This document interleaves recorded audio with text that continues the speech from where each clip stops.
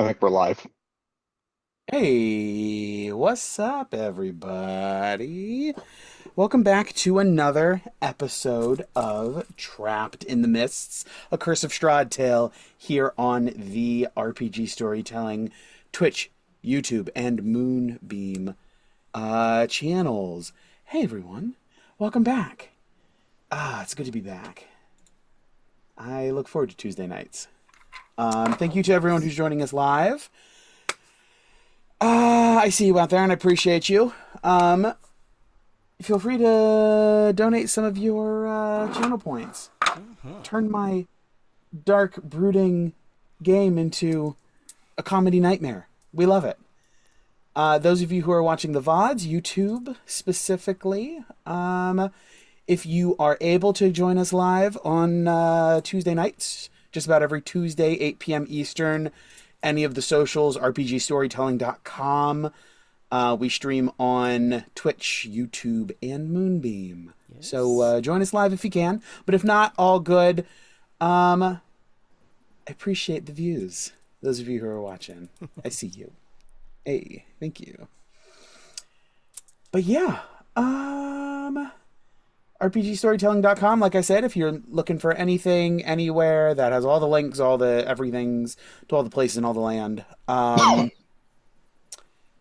And maybe even a little bit of merch. Maybe get yourself a little bit of merch. We are working on official art. We got more cranking out every week. So soon we'll have our full party ready to go and ready to put on stuff. Put us on a shirt, put us on a cup, put us on a, I don't know, bumper sticker. I don't know if we have those. But we should. So yeah, go find it. Go buy it. The shirts are great. I have some. They're phenomenal. Yes. But Sarah, do you have any other announcements on your end? That about covers it for me. Excellent. Well, without further ado, let's go ahead and find our way back into the mists, back into the shadowy pull from this nether plane, back to Barovia, the land with no sun and whose skies are always overcast with the thick clouds of the mists. As it is now, so has it been for decades, centuries passing as has each before it. The people here are born, they live, and they die.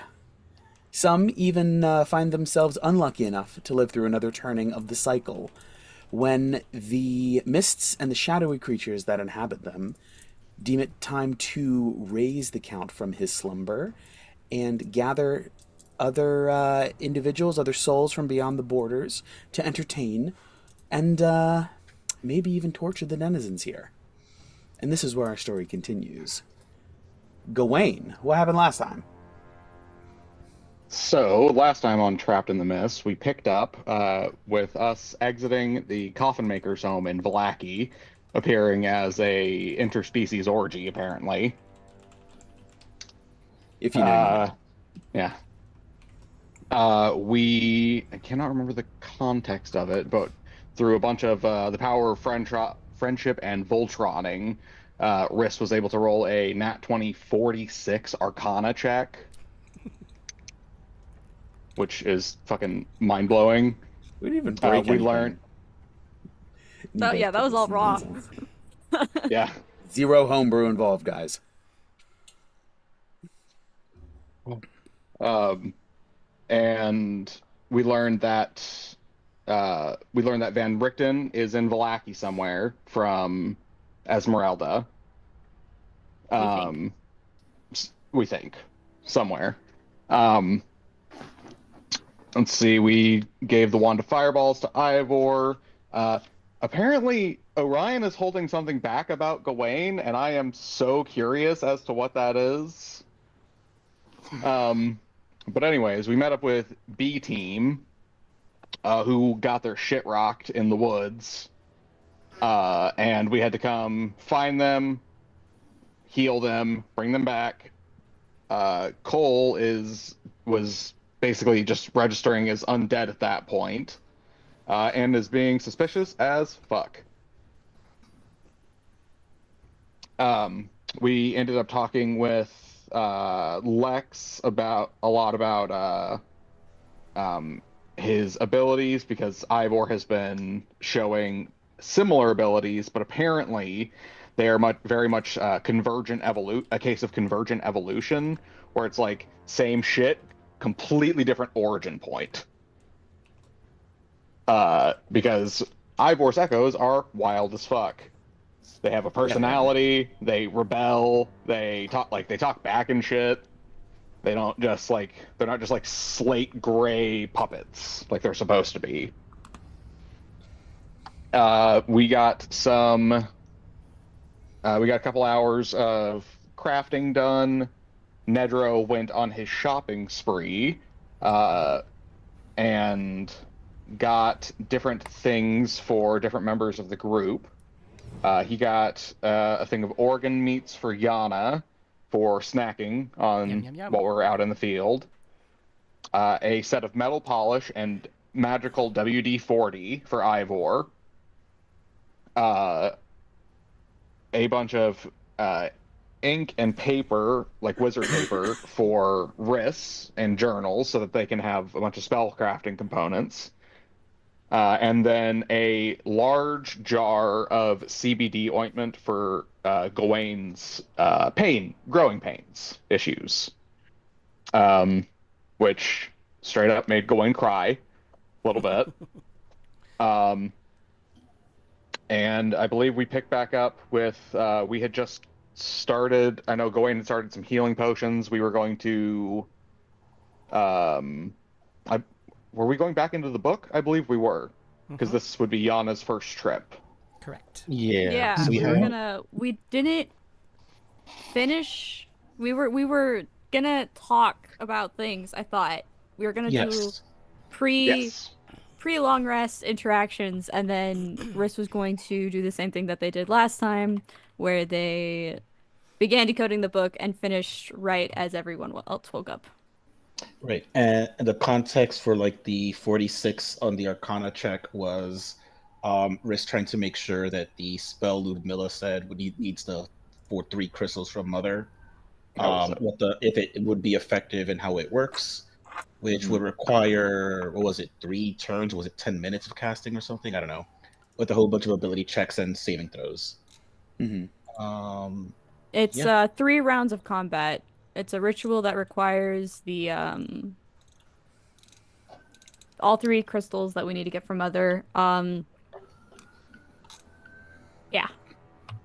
The person who is performing the ritual has concentration on it. It's 3 rounds of combat.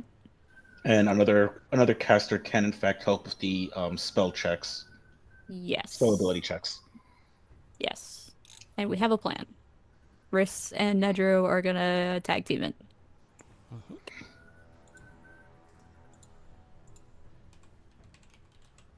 And you said there were saving throws involved? So there's That's the both, concentration checks. yeah, there's Oh, okay, concentration yeah. checks, there's constitution saving throws involved. But Okay, there's also so- spell ability checks, so it's both. Yes. Oh, okay. All right. So we should So there's no definitely the have only Gawain the only centered. saving throws will be any con saves that need to be made because you are maintaining concentration. Correct. And I can use my extend meta magic to get advantage on those saving throws, and if Gawain is nearby, I get a +5 as well. Yeah. And then Riss will be nearby for the spell ability checks to give advantage on those Yeah. checks. I will essentially And just be providing the help action the entire time. And I can inspire you as well. Both Correct. of you. And I think Ivor can still give you a flash of genius if you need it. I believe so. Yep. Let's Ivor. not forget that we will probably be fighting Strahd at the same time. Ivor, do you have enhanceability? I, at this level, do not. I believe. It's a 2nd level spell. I think you're level. He can cast level 2 spells, so you can switch it out if you would like. But anyway, we'll get to that when we get to that, because first we gotta discuss how to get those crystals from Mother, Yeah, which that's gonna be a was whole the primary issue. thing to do before the long rest. Yeah.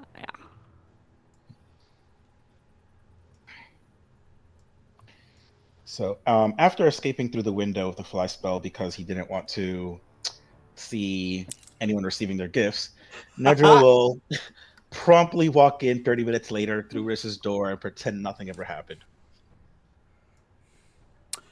Gawain, Rish. can you give me a perception?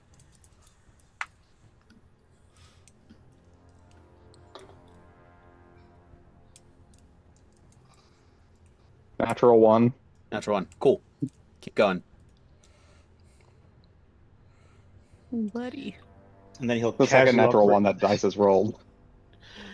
as Ned comes in, he'll casually walk into Riss like no, nothing's ever happened. He's like, so we got to discuss how we're gonna get these crystals from Mother. Well, I was hoping you would have an idea about that. You're the people person. I mean, we kind of briefly went over a plan before we went to get Yana. Probably get everyone together so we can brainstorm this. And I will, because it's not a big room, so I'm just gonna look over and be like, let's talk about this, guys. I'm assuming you're all there. Mm-hmm. All right. So I think the best way to approach this first is to try and do it the most peaceful way possible. The last time we were with Mother, we were able to briefly be on her side and aligned with her because we had a common enemy. She probably betrayed us because Strahd threatened her, but I think that's kind of the key point here.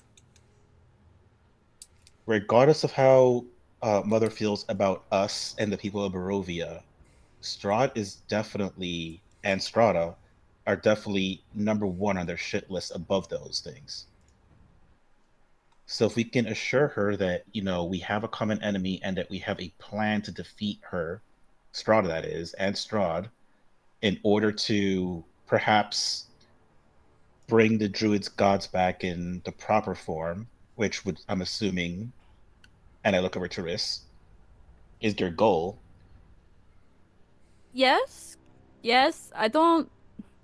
Then Yes, we'll just maybe say yes. then maybe we can form some kind of truce. Let her know what we need those gems for, what it will cause, and be completely honest in that yes, it will bring this world Strahd back, which seems bad, but if we don't do so, not only will this world be destroyed. No, actually, that's pretty much it. That would suck. Um, and then the plan B was if she refuses, and this is again, just want to confirm for everybody, would be a pretty dark move. We would somehow have to transport her somewhere private.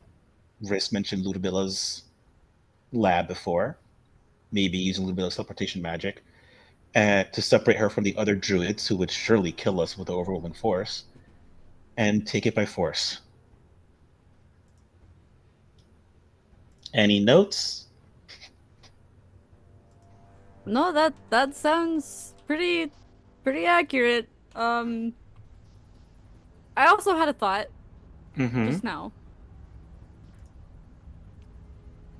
Let's say we do all this and like for some reason it just we completely cannot get rid of we can't get the gems and I don't know if this would work, but we have all of the like the things now, right, that are supposed to be able to allow us to kill Strahd. Mm-hmm.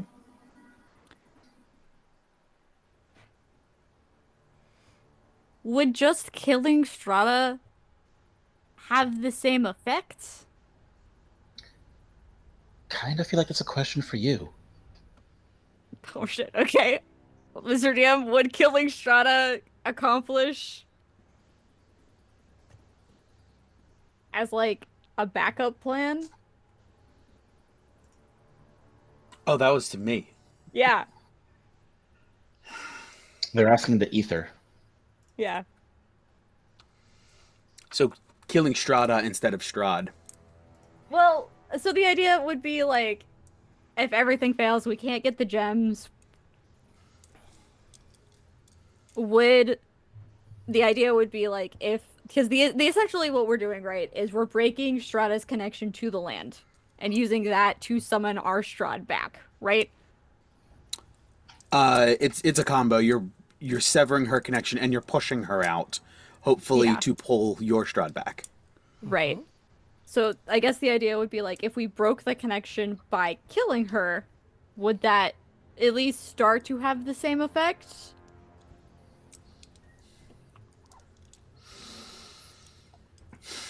Because in theory, we should have everything we need to kill Strahd because we have all of the, like, artifacts.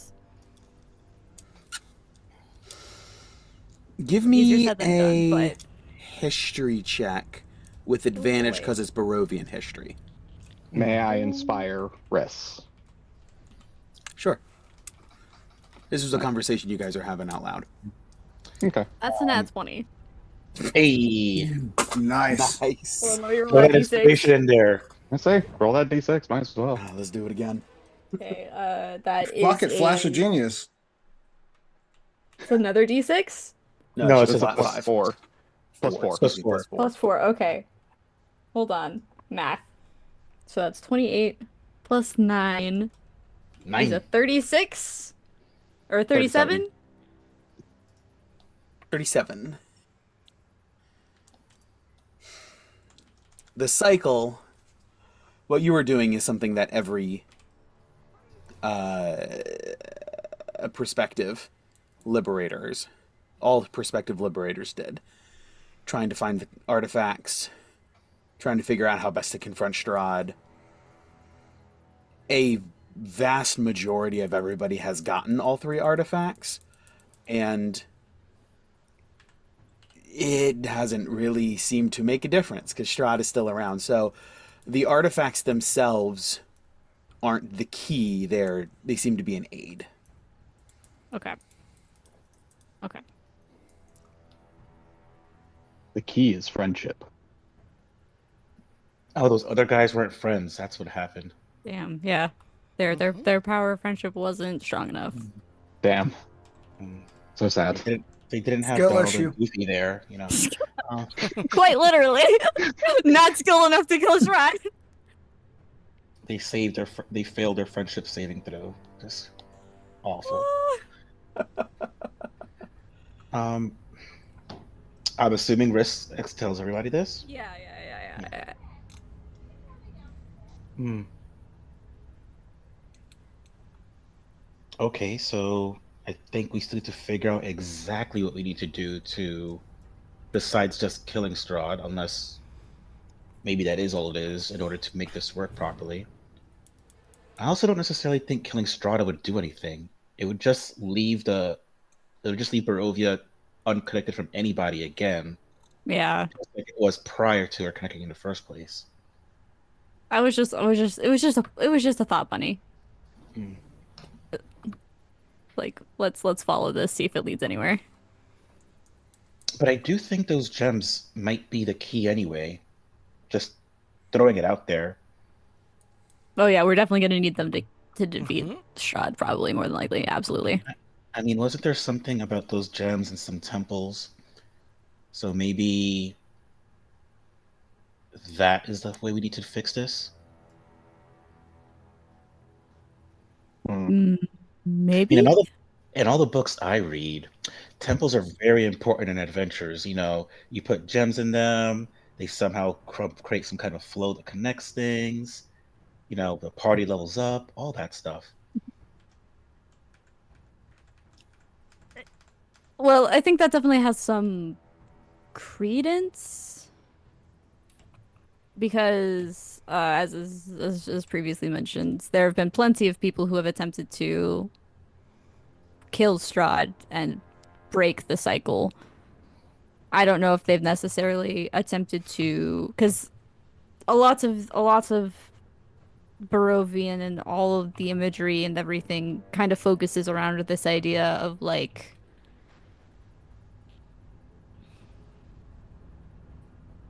like healing and like the idea that like Barovia like something broke, right? Like that Mm-hmm. is why no one can leave. That is why the cycle happens. And the idea of like breaking the cycle means healing whatever broke when the cycle was created. I think a good start at least would be to reinstate the connection to the lands back to the Fanes, or at least to the Fanes' sources of power. Which is But good. who That knows, means. maybe. Oh, go ahead. Sorry. But uh, just, I'm also scared that we are at to the point that the Fane's time has long passed, and correct me if I'm wrong, DM. What we've learned from the book so far has said that the Fanes were a bygone era when Strahd conquered the valley before he even became a vampire. So I am nervous that we will need to kill Strahd. We will need to connect someone else to the land because the Fanes won't be there to have that connection because they were already gone in the first place. Possibility. Just got to Hmm. make sure whoever that person is isn't just another Strahd in the making.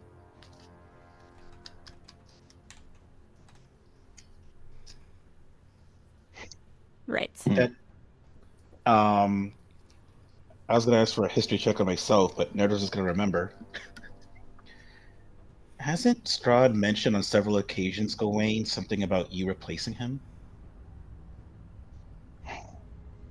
Yes.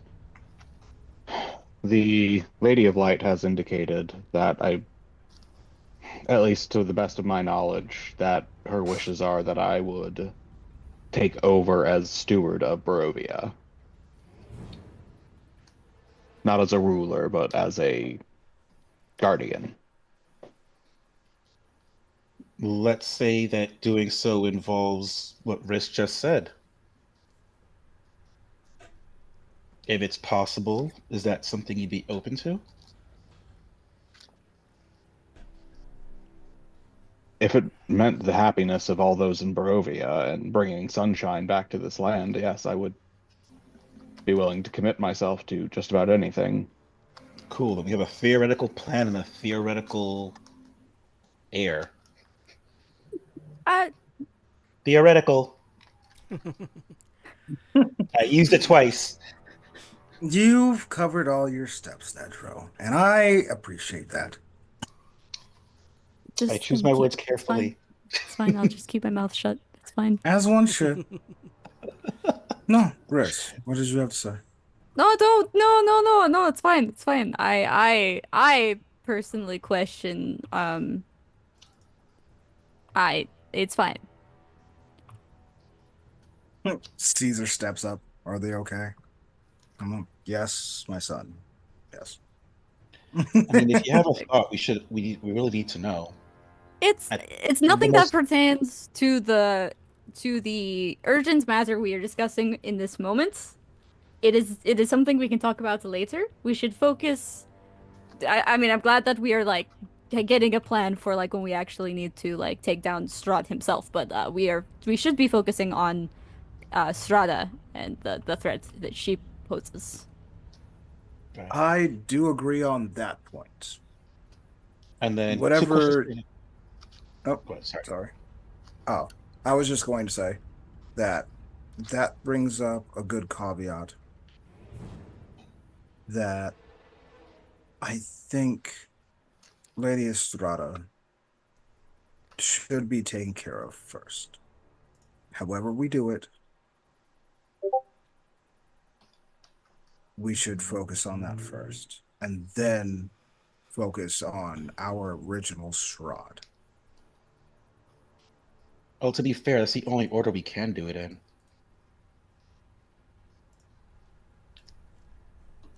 Very much so. Um, What did you have in mind? I was actually going to ask Stephen.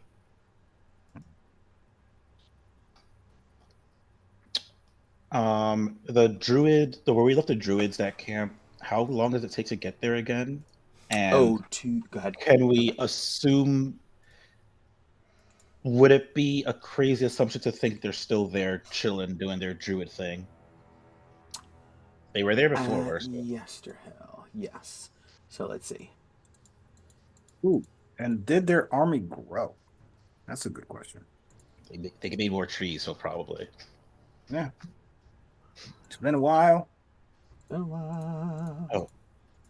It's been a couple of days. Also, there's one thing I really didn't take into account.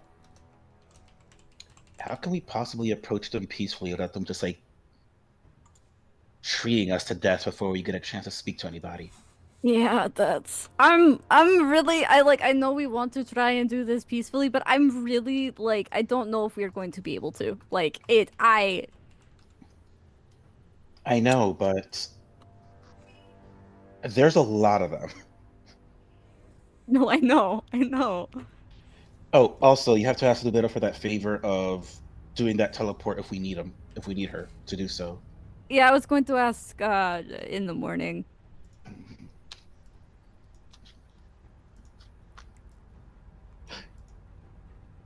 Okay, so you answered your question, Ned. They're about 10 miles away, which between road and off-road is about 5 hours journey if you're sticking to the main Old Fallage Road path. And your second question was, would it be reasonable to assume that they're still there? Yeah, I mean, probably. Yeah. That's kind of where they live, right? Yes. Yes, this is very much their home where they were being assaulted.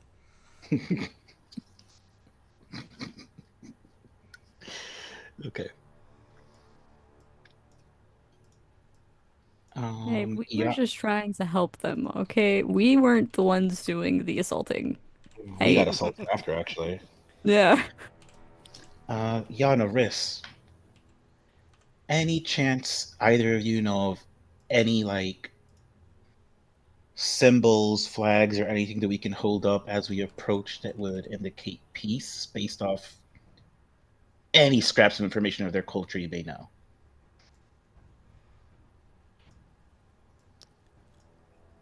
I can try. It's not my area of expertise, but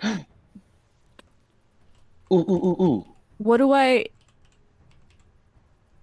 remember that flower you gave them to the mother that that showed that we were aligned with them or something?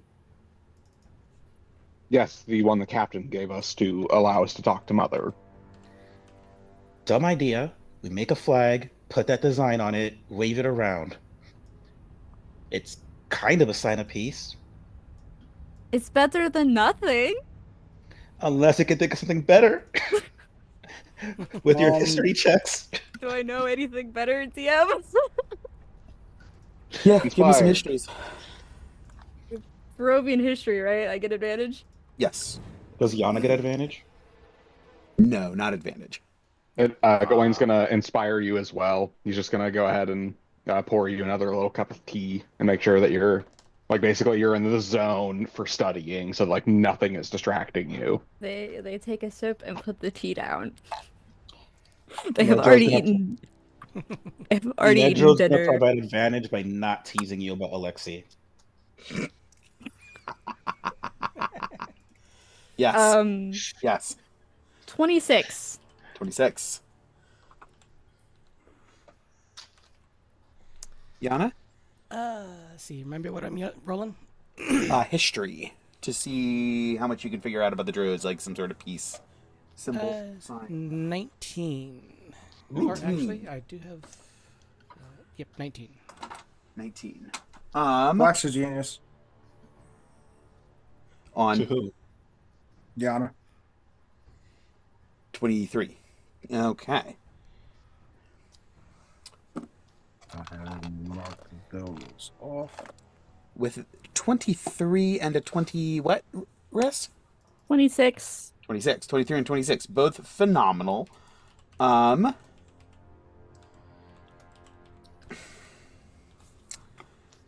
They aren't encountered much. but the flower idea seems pretty solid. Okay. Okay.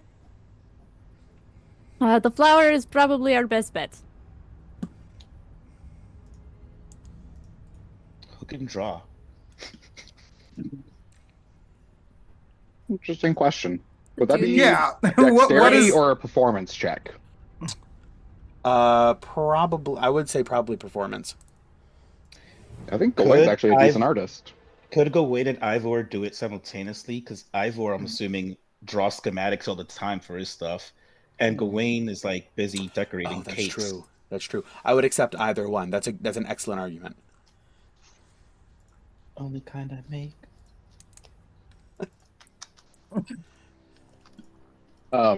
Yeah, I'll get to work on a sketch. Okay. I'll definitely take if Ivor wants to help out, I definitely will take the help. Can you describe the flower again, DM? Like what kind of flower was it? I believe it was like a white flower of some kind. Like a snowdrop, yeah. Googling what a snowdrop looks like just for my own. I think it's a No, either. That's a South Korean romance show, apparently. Oh, Snowdrop. Amazing. Put in flower. you got to draw There their we most their most prolific scene. Oh my. Oh my, Is this you're how- right. Is this how Gawain becomes like a smut, like not an author, but like a illustrator? You took a level in Bard, so you have to now. Okay. I guess that is Huh? required. True. He takes it on as like a way to learn about it.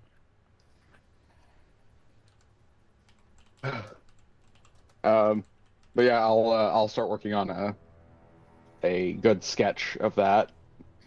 I'll do it a couple times on some paper with like charcoal or pencil, whatever I can find, and then I'll use like a good piece of paper and actually draw it out. Okay. Yeah, easy enough. Go ahead and give me performance or dexterity. Not to worry, I have plenty of good paper.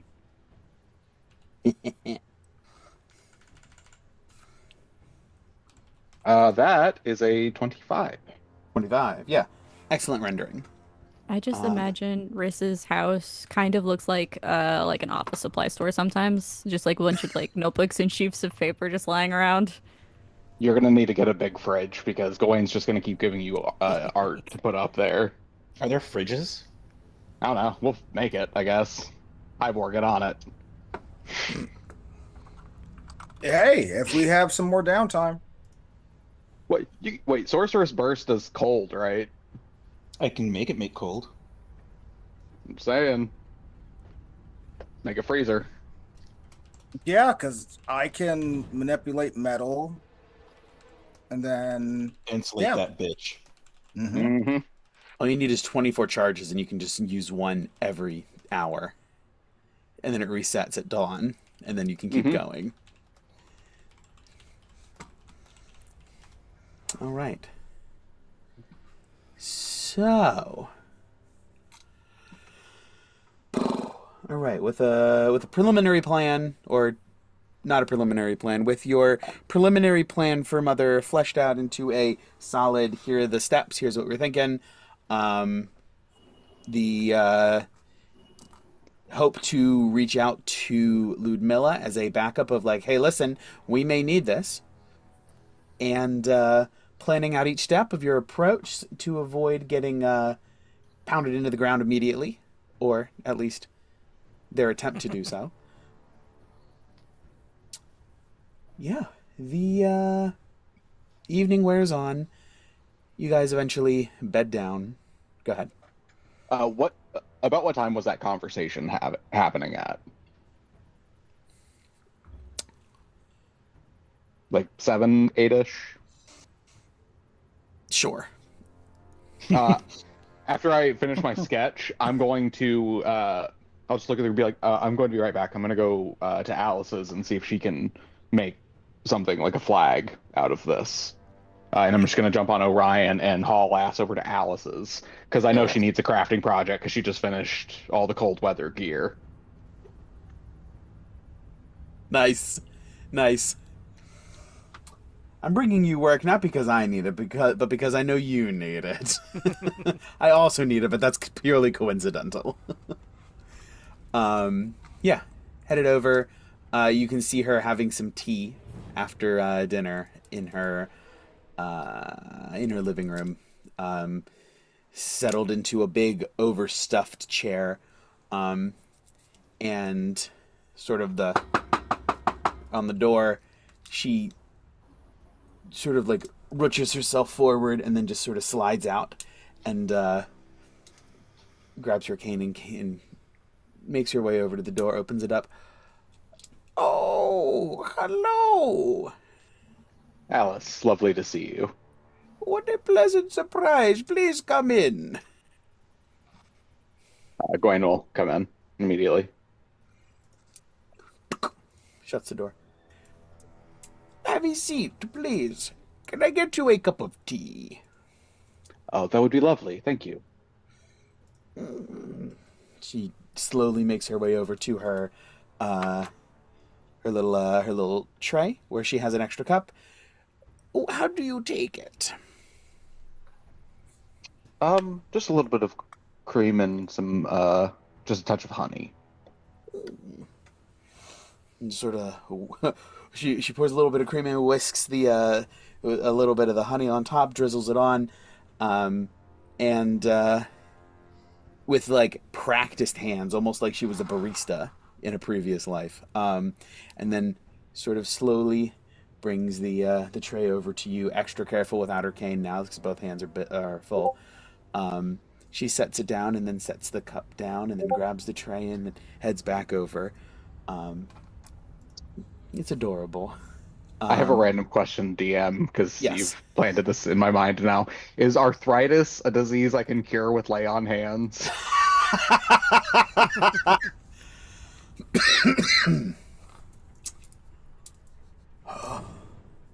With CBD oil, yes, I can. I was gonna say I can't imagine why not. Would they take a wish spell? Lay on CBD. Oh, I'm just going to say, Alice, if it's okay, I have something that might help your joints a little bit. Nedro just got some for me for my growing pains, but it seems to work. Well, I won't say no to trying something new. I'll just put a couple drops in her tea, and as I hand it to her, I'll just put my hand on top of hers and put 5 points of lay on hands. I'll basically, because I imagine it's probably like 5 points like per joint, essentially. That seems like a reasonable. Like, Yeah. because it's not quite a disease, but it is. But so yeah, I'm just gonna basically dump like 30 We'll say points she of has lay on rheumatoid. hands. Yeah, Yeah. I'm just gonna do like 30 points of lay on hands into Alice all at once, just to reinvigorate all of her joints. Give her a dexterity saving throw here real quick. Yeah, she does well. She almost drops a cup, but she catches it.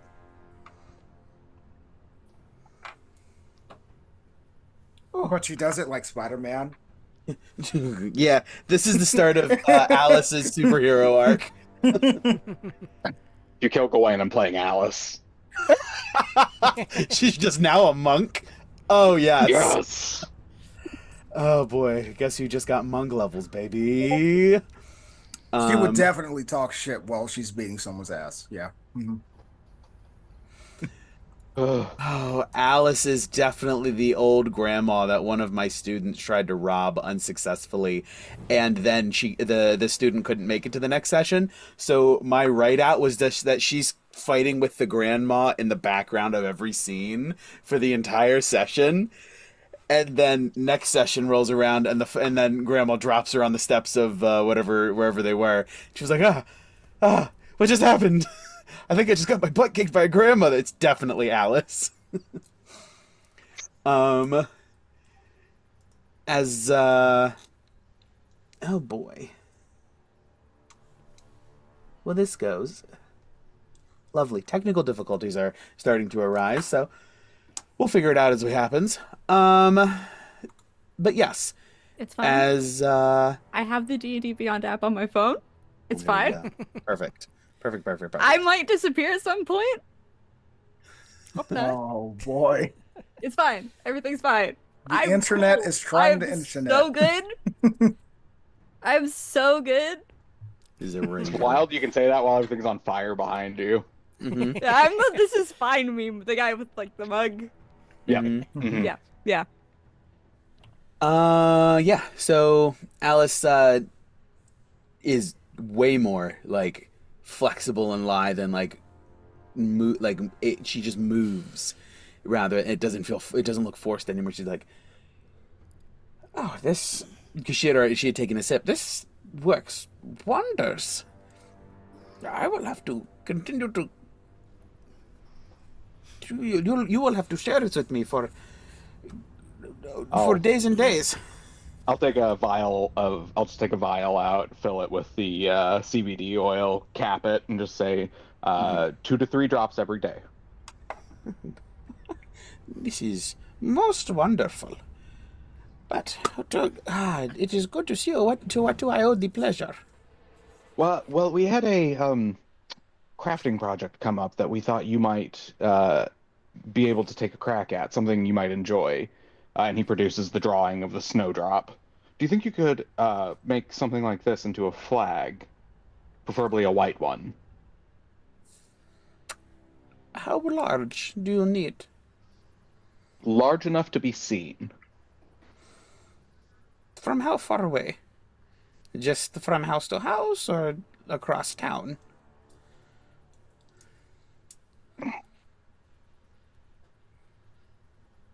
Probably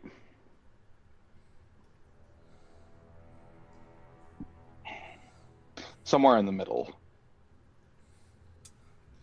What will you be doing with this flag? Negotiating. Hopefully securing some measure of peace in the valley. Oh, so you'll be carrying that. I will make happen. Yes. And she just sort of like shotguns the rest of her tea and clink, clink. Well, I must begin to start this, so it was good to see you, but out.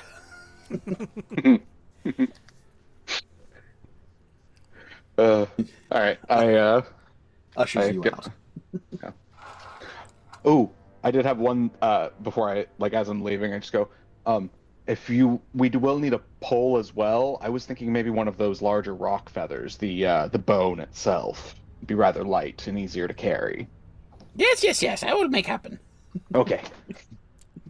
You have a lovely night, Alice. Ah, Just slowly backing out of the... Yes, I will. A flag. I have not made a flag in a very long time. And you see like you see the light traveling through the house as like she begins to start the process, going into various rooms, gathering supplies and tools, and just getting set up and ready to get this started. But yes, you will note that she did not give you a time frame. Yeah. She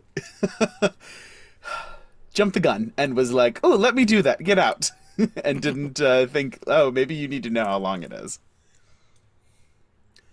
We'll swing by sometime in the morning and just I'll bring her some pastries, just, because. See how she's doing. After we do the book. Mm-hmm. Sounds good.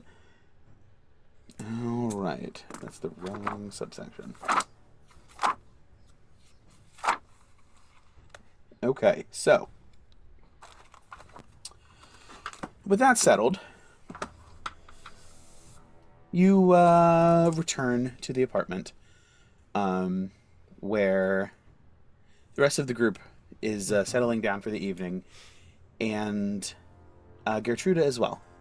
She's shopped till she dropped, and now she's sawing logs.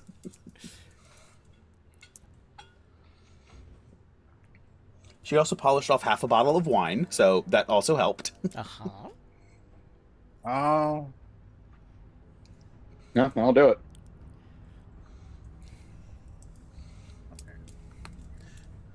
But yes, the evening wears on.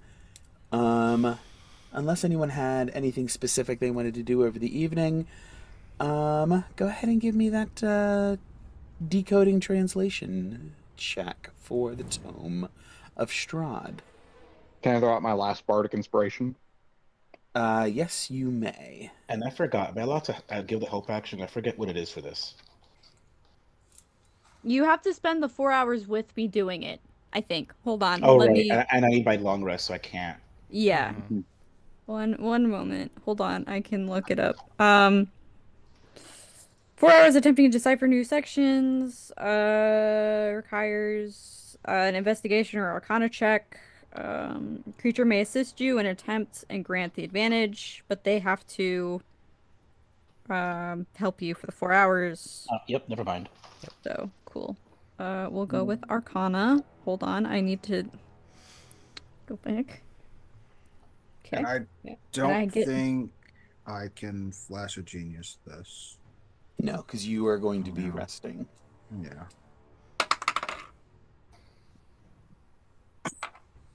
And then I will ask this mainly because I feel bad. For the bardic only lasts an hour. Mm. And he will be resting, and I will be starting this 4 hours into their long rest. Mm-hmm. Because I will be resting, and then I will do it so that it happens when they wake up. So I don't think I get the bardic. Not for this one. You'd Yeah. have to be Okay. up when they were while they were Yeah. doing it. That's okay. It's an arcana check, which I am notoriously good at. And you have your do you have any more of your reborn thing? I think, well, technically I will because I will have long rested, but I don't think I Yes. need it. Hmm. 'Cause that's a 28. 28.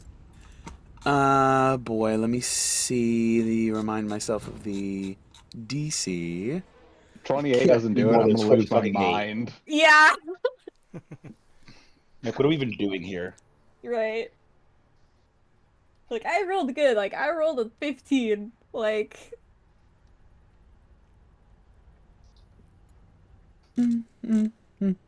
Yeah, 28 is good enough. cool. I'm glad. I'm glad. It's good enough. I'm going to hit long rest on my sheet. Yes, all of you may long rest. Where's the long rest rest. button? There it is. I found it. We're good. Long rest. And I'm gonna go ahead and give myself a paper cut, just for transparency's sake. Mm-hmm. I don't always say it, but I do always do it. Oh my I god. assume. I just realized dwarves get dark vision of 120 feet? God damn. Mm-hmm. Nice. Why wouldn't they? I Well, didn't know it was used to. 100. It used to be 60. Most things are 60. That's why I was surprised it was 120. Oh yeah, they upgraded it. Yeah. It does make sense. I think it's a good change. Yeah, I agree. And the tremor sense as well. That one's nice. I like that. That's Yeah. cool. It's way better than the old stone cunning. Mm-hmm. It's like, cool, I have advantage on history checks regarding this one substance. Not Looking at it. mechanical. I'd rather Yeah. tough things. Yeah, Toph. Yes. I was about to bring Yes. Toph up. Thank you. Yes. Okay. We love So- Toph. Oh, You so that guys- was sorry, we did we were there at 8. So we got 4 more potions at Yeah, that'll be at the beginning of the next day. Sorry, never mind. So, you guys find yourselves, some of you may be stirring and opening your eyes, others of you are sort of gently drifted and pushed into this space from unconsciousness, and you just sort of, everything fades in from black. And before you stands a familiar, a a familiar and different looking Strahd, one that is different from the Strahd that you know and hate, but that you've seen before in this tome. His body language is different. It's much more subdued, much less aggressive and self-confident, and more humble, meek, almost like serving you this information to make you what judgment you will. And he turns, inviting you to follow, and begins to slowly walk into the distance as you drift along behind him. At my advisor's behest, I called for my remaining family, long unseated from their ancient thrones, and brought them here to settle in the castle I built for them.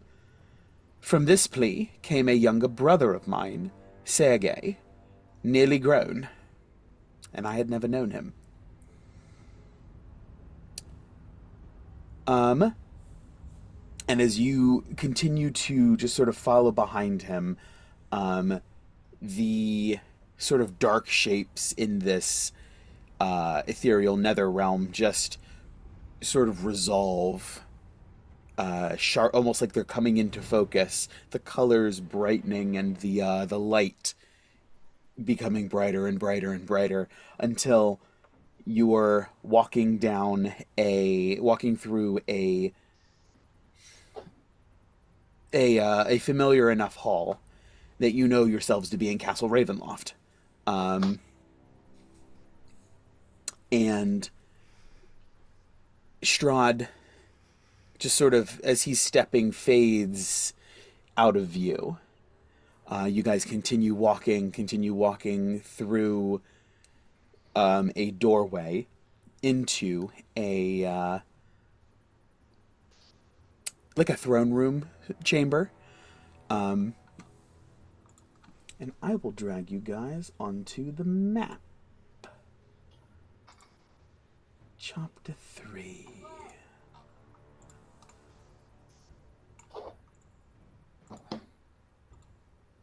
Ooh, right.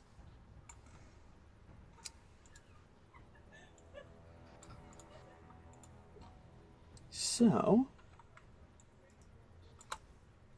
as you guys stride in and up the stairs and up through into this, oh boy, what is going on over there?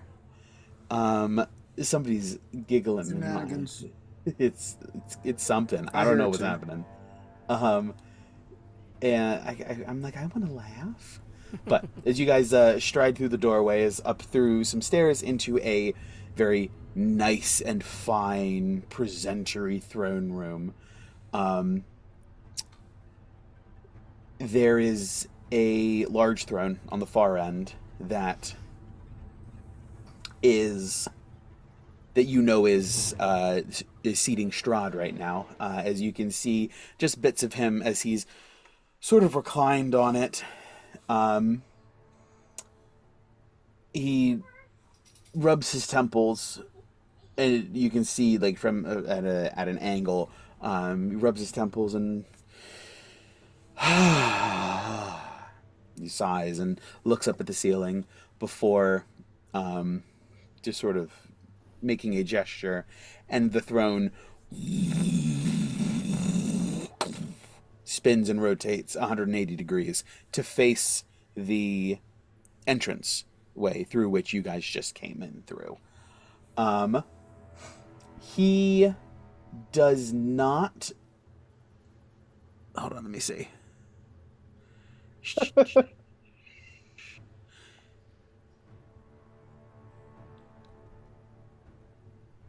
Sarah, refresh my memory.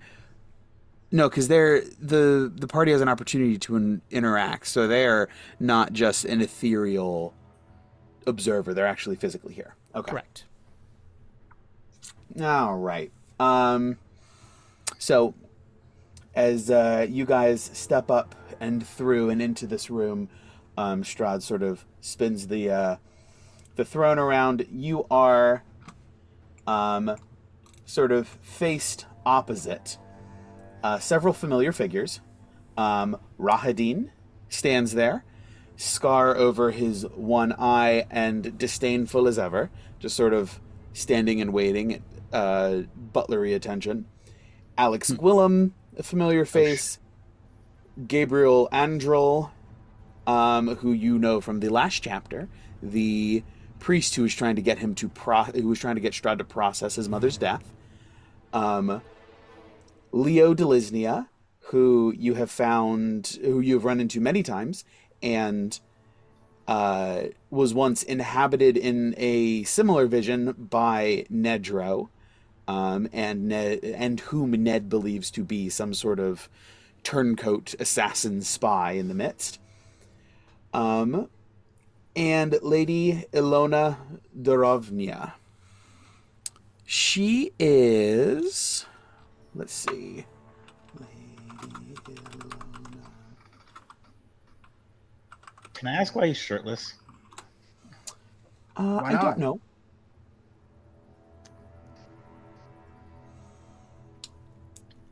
Let's see. Wild thing to hear is like I don't see any of this because I don't have roll 20 at the moment, so it's like I'm just like this is great. Yeah, roll 20 is not working for me either. That is more than fine. The map is not necessary. So Lady Ilona Dorovnia is a high priestess of the Church of Saint Androl, and where did it go?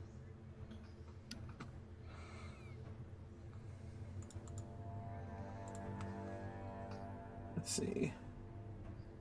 The Church of Androl, and accompanied Strahd here during his initial campaign to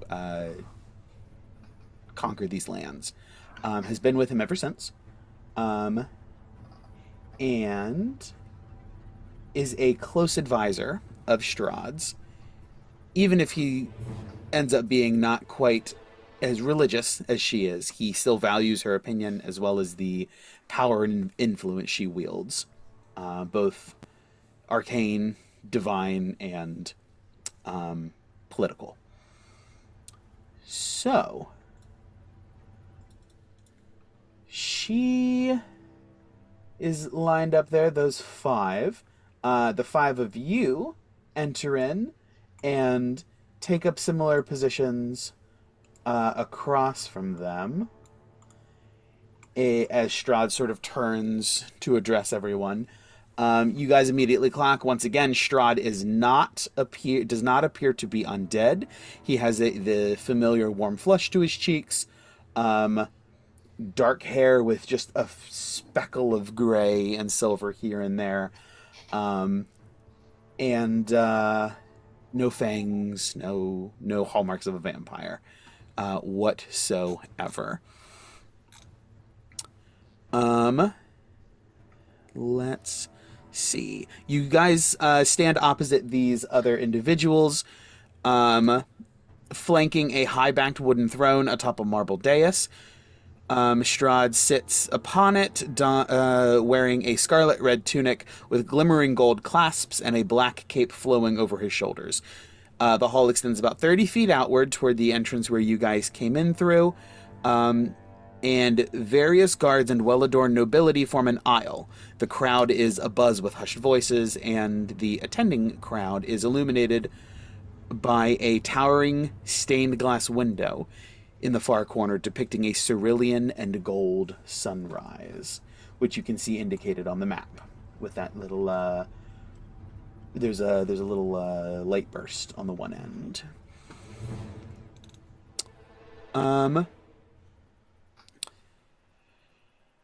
While it is clear that the audience has gathered for some remarkable event, it is also clearly not begun yet.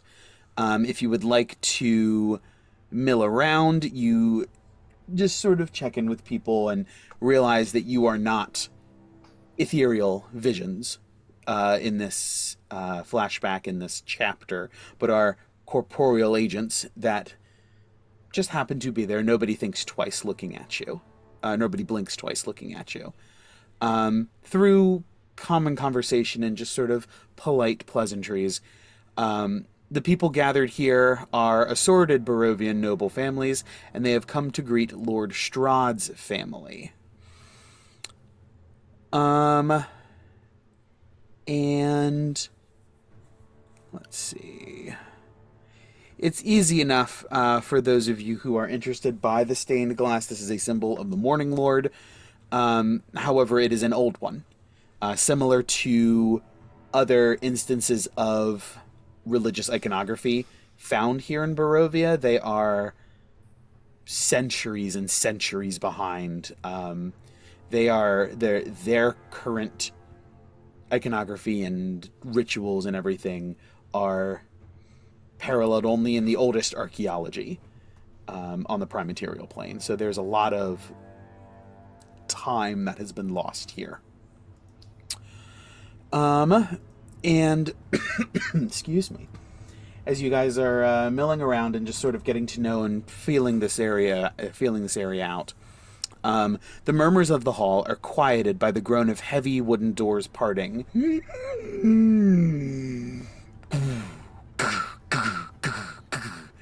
And a procession of marching footsteps and the fanfare of trumpets, which precede a beautiful man with wavy black hair, kind eyes, and a warming smile, who struts into the chamber. Do we recognize him? Or is this, like, new? Someone new? This would be new to you, Riss, and you... Nope. Yana, Gawain, Ivor, and Ned, you would recognize this sketch, this face from a sketch that was found in the bottom of a treasure chest in Wachter House. This is the handsome young man, Sergei. His Sergei- younger brother, correct? Yeah, I was gonna say Strahd's brother, right? Can we get the spelling of that? Sergei.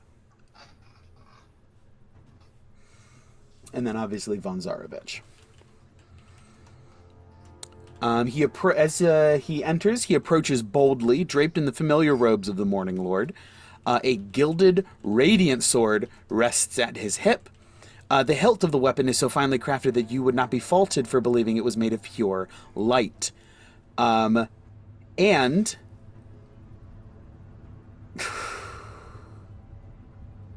no check required. It looks to be the hilt of the Sun Sword. However, this is sheathed as a regular blade would be.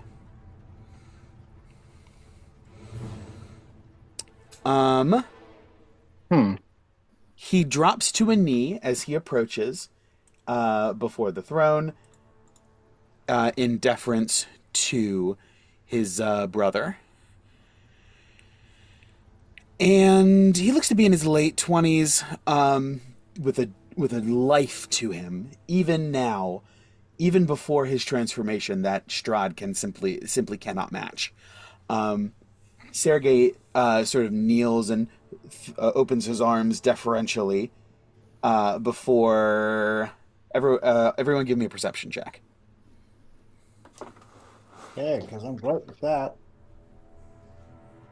My dice are rolling like deceptively good tonight, and I'm waiting for the shoe to drop. I got a 19. Ned is distracted by Leo's body and got a 3. 23. 21. 15. And what'd you get, Ivor? 15. 15. Yeah, distracted by Leo's body. Yeah, Leo's just sort of like, oh, he's almost like posing on purpose. I mean, he's shirtless for some reason. Yes, I don't know why. That's not He's very, barbarian. he's not very, Not very formal, but have your nips hanging out there, but okay. I'm all for it. I'm not saying there's anything wrong with it. What the rest of you notice that Sergei just sort of kneels, but he doesn't like close his eyes in deference. There's a sort of shrug to his shoulders of like playfulness. He's not mocking, but he is having fun, like poking at his older brother Strahd, with all of this formality and hail to the reigning ruler. And there is a impish smirk on his that dances across his face as Rahadin steps up onto the lower step of this marble dais and announces out to the rest of the group, the rest of the assembly. Welcome, Sergei von Zarovich, second son of King Barov and Queen Ravenovia, awakened son of the Morning Lord, to our castle Ravenloft. The keep's splendors and comforts are yours. Sergei rises to his feet, and Strahd rises in turn, stepping down the marble stairs until he is flat on level ground, and he stands about a good 6 inches over his younger brother. Reaches out to shake Sergei's hand, but as their forearms meet, Sergei just sort of like his face lights up and he pulls his brother in for a hug. That Strahd allows for but a moment before breaking the contact and stepping back, pronouncing out for the assembly once again. It is good to have you, brother. Come, let us celebrate. Stephen? Yes. Throughout this, since Nedro's already distracted by Leo, but also he has been suspicious of him for some time. While all this is going on, what is like Leo showing anything on his face or any kind of body motion or anything that just indicates that, any particular feelings towards this whole situation? Give me an insight check.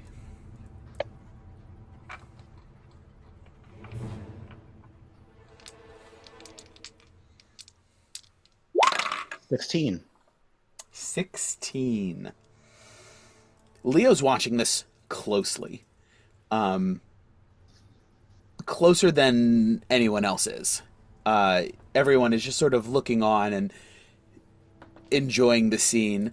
Leo's like studying and taking in every detail, like he's memorizing and plotting angles. There's something devious about his demeanor in this moment. Oh, also, do we look like ourselves to each other?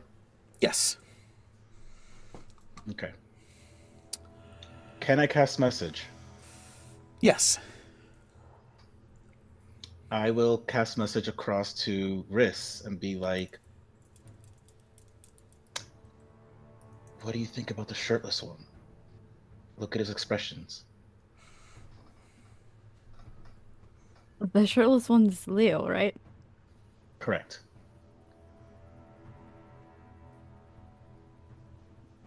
You still think he's the traitor?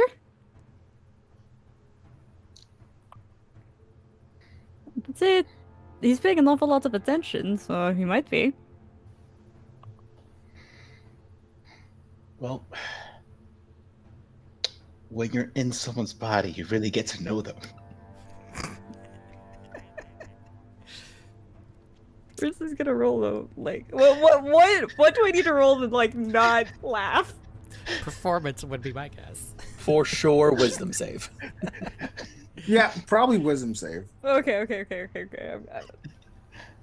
It's like a vicious mockery with the psychic damage. I don't know what DC. I didn't pick a DC, but I rolled a 14. Wait, is Gawain near enough to me that I get his thing? Yes, Gawain is right in the middle. I'm gonna say Riz manages to not break out laughing, but Ned does catch that they like. It looks like they huff a breath, which is strange because they don't breathe. Which is a clear indication that they almost burst out laughing. Oh, that's fun. And accordingly, no one else would even bat an eye. You're just like, Yeah, yeah. while you guys are doing that, Yana, Gawain, Ivor, go ahead and give me insight checks.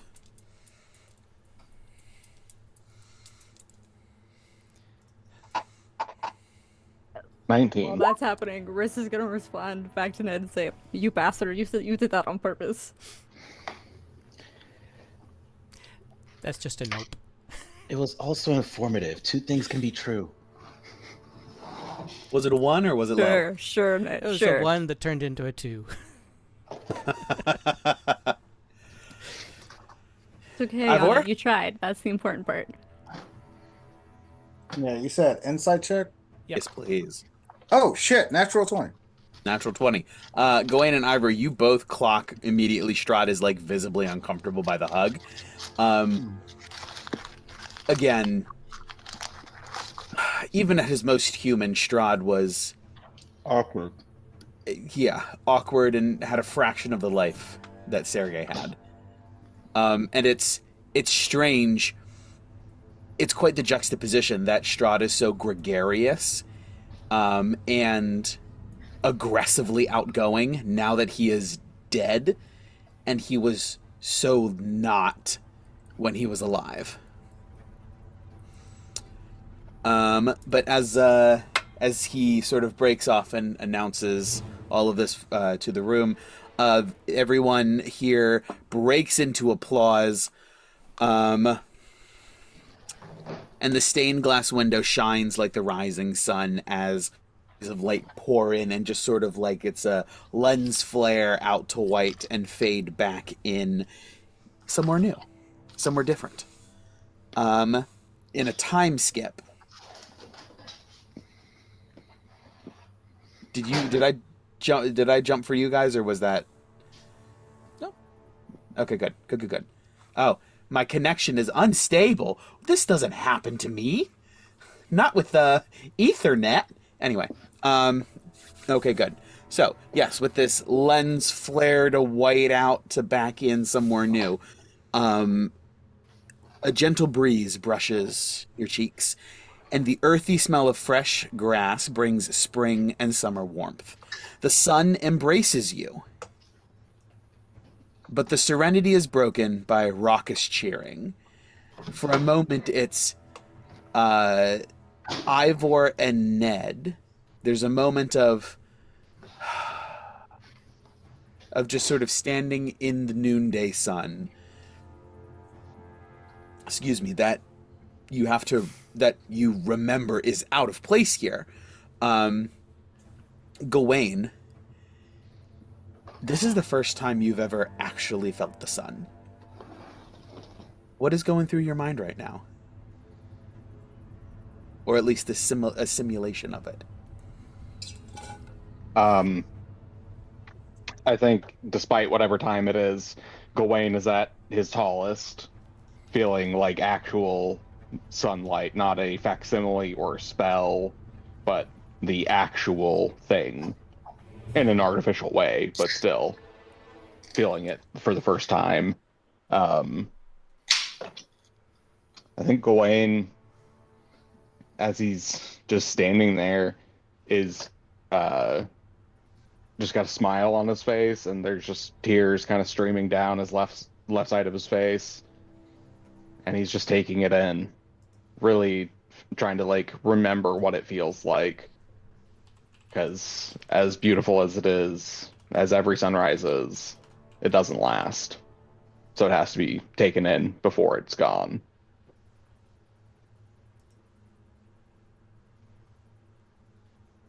Yeah, kind of. Is this the first time Riss and Sarah, Yana, Yes. experienced sunlight? Yes, that's right. It's first time for the two of you as well. Oh. Now the Everyone- GIF is appropriate. Ivor and Ned know all this shit, just miss it. Mhm. Oh, no. Like, okay. Real quick.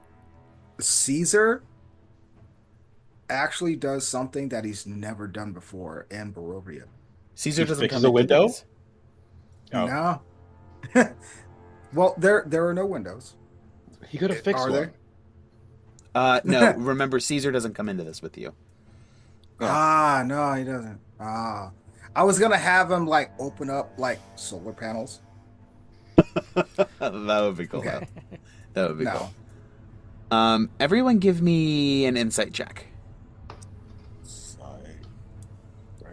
No, Another one that then. gif is an accurate representation of what Riss is doing. Ooh. Yes.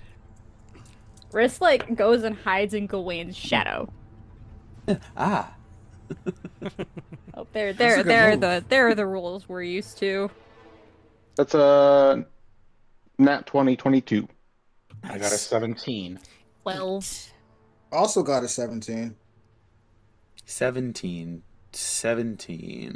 22.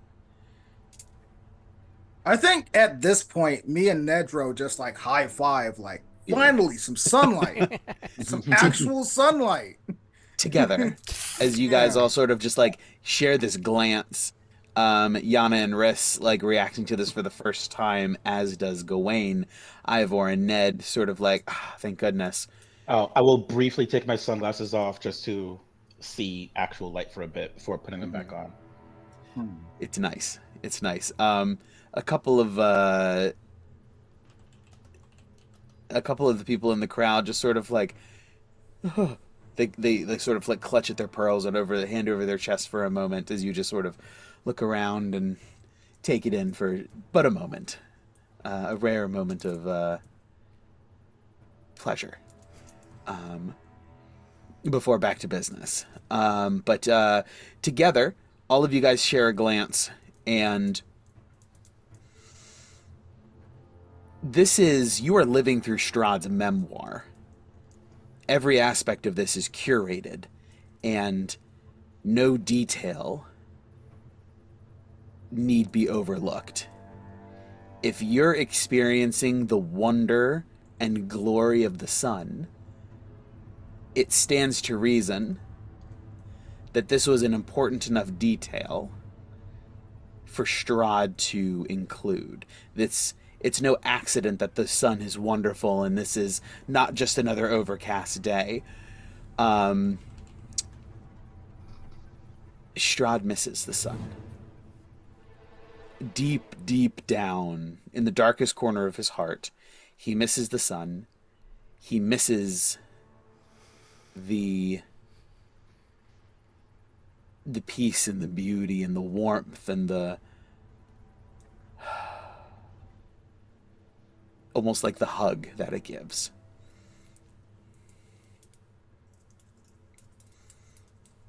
You're in his mind right now.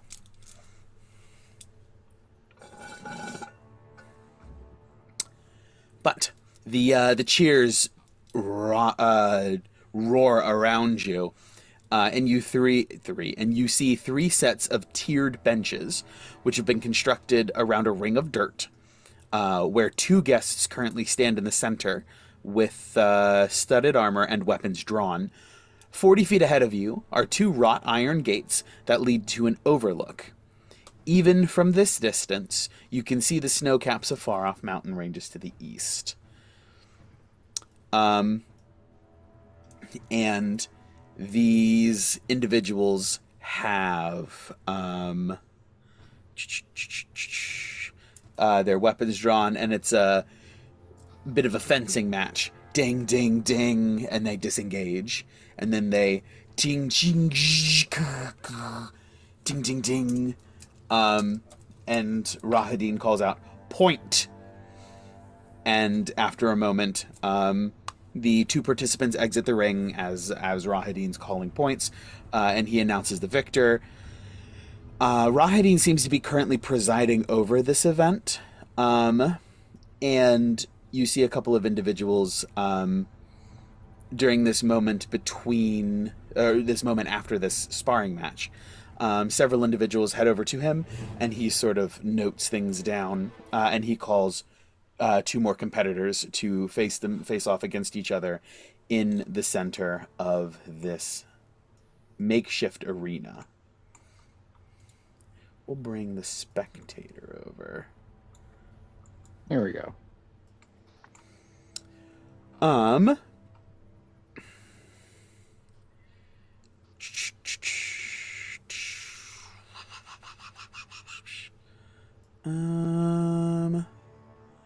So, if you are interested, any of you could sign up and request a one-on-one trial for sort of like show, almost like a gladiatorial games, but just for, it's like very medieval knights back and forth, chivalrous and all of that. Or if you would like to try your luck at jousting, there's some rules here for that as well. What was the first option? Gladiatorial. Yeah, so just like a back and forth 1v1 combat.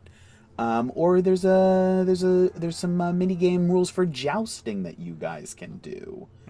And I can share this web page with DM. you to see that. Yes. As the dwarves say, porque no los dos? Can we do both? Yeah. We can have a couple of people doing one, a couple of people doing another. Oh, wait. If There's we... enough that Rahadin's going to ask you to pick one or the other, just since there's a lot of people engaged. But these are the jousting rules. Is magic allowed in the one-on-ones? Or Yes. is it like... No, it's not martial combat. It's just regular magic, just non-lethal if you can. However, magic isn't exactly non-lethal, but there are healers and things on standby. Would magic take our spell slots that we just long rested? It hasn't in the past. No, you would be able to long rest again on the way out of the book, just to make sure you're fresh and topped up, because this doesn't actually cast spells. Yeah. Remember when we had that the combat and we like cast spells and we were basically just like completely good when we came out of the book. So, does anybody want to do either a little 1v1 or a little jousting?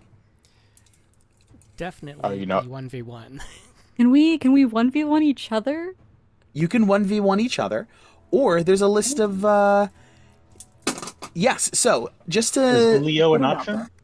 Leo is an option, Yeah. as is Strahd von Zarovich, Sergei von Zarovich, Rahadin, Alec Gwillem, Gabriel Andrel, Leo Delisnia, Lady Ilona Dorovnia, any other Barovian noble in the audience, or you can duel each other. That's cool too. I We picked can fight Strahd. each other. Wow. I'm gonna choose Leo with You the just hope. square up with Strahd. Wow. Okay. I'm gonna choose Leo with the hopes to be able to speak to him throughout. I'll just talk shit. Okay. Question, Honestly, DM. I think we should all do that. Gawain is for sure gonna joust. Mm-hmm. But Yeah. I have a question. Do I have to use their horse? Yes, because Orion does not come with. I can summon him. Can I summon him as a horse, not a lion? Yeah, that's fine. You get a Rapidash? You get a yes, You get a Rapidash. a glorious mane on this horse. And then Okay, cool. I will use my once free per day casting of Find Steed. okay, yeah, absolutely. Fine, Steve. Or Conjure Right. Constellation, as he says it. I'm right here. Found him. You joke, but there was actually a game I was actually with Savannah who wanted to make a wand of Find Steve, because Steve is the name I go to when I panic for NPCs. Mm-hmm. It's a good name. Okay. Do, Steve. So, Gawain wants to joust. Riss will 1v1 anyone. DM's pick. I was gonna go Ned, but Ned wants to do Leo, so that's fine. He does want to do Leo different. Wait a minute. Although that's not his intention of the duel, but you know. Maybe one day, Ned. Different kind of Hey, sword if you fight. end up on top, you end up on top. I mean, that's part of the plan. Exactly. Yana, are you 1v1ing? Yes, Strahd. Mm-hmm. Ned's 1v1ing. Gawain's jousting somebody. Ivor, what are you doing, if anything? You don't have to do anything. 1v1. 1v1. Unless, because you said magic wasn't supposed to be a thing. No, magic's fine. Magic is a little bit fun. So my magic bullets are okay? Yeah, that's fine. All right, 1v1ing. An opponent at your choice. Do you want to fight Riss? Well, not Riss. I don't want to Why fight I not? her. mean, I'm down if Ivor is okay with it. Harry, You know this, you what? filthy casual. I will absolutely lose to Ivor, but yeah, sure. we Blood can do this. magic versus a rifle. You know what? Let's do it. Let's just say you're gonna have a lot of blood to fuel your magic. Yeah, right, exactly. Mm. Thank Riss got you. I just had and a really good dictionary idea. Thank you. codes. Thank you for that, Gawain. And Riss already gave themselves the 1 point of damage, so I'm going to be in a world of hurt. Probably. I'm dead. I don't think so. Riss is not built for 1v1 combat. They're better. They're more area casters and area control as a caster. So you know, it may not be as shrewd as you think you are, but Riss definitely has some tricks up their sleeve they have not shown the party yet. Some trickies up their sleeves. Hey, We best love it. thing to shit. do. I can show some tricks now. Since my spell slots don't count here. Yeah. And the spell slots don't matter. So let's everybody roll a d20.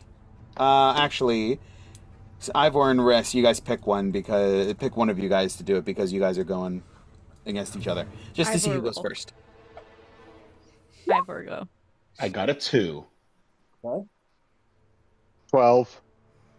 10. I got an 8. 12.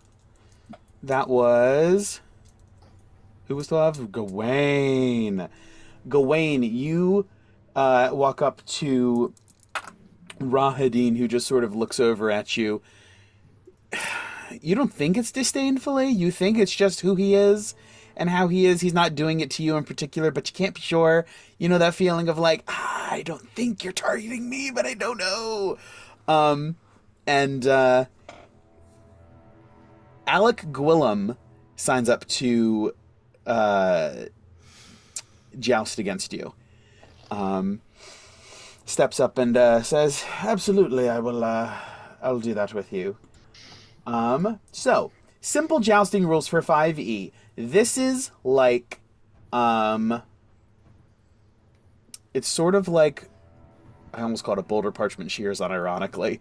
Rock, paper, scissors, a little bit like the Dragon Chess. So each jouster wields a shield and a lance.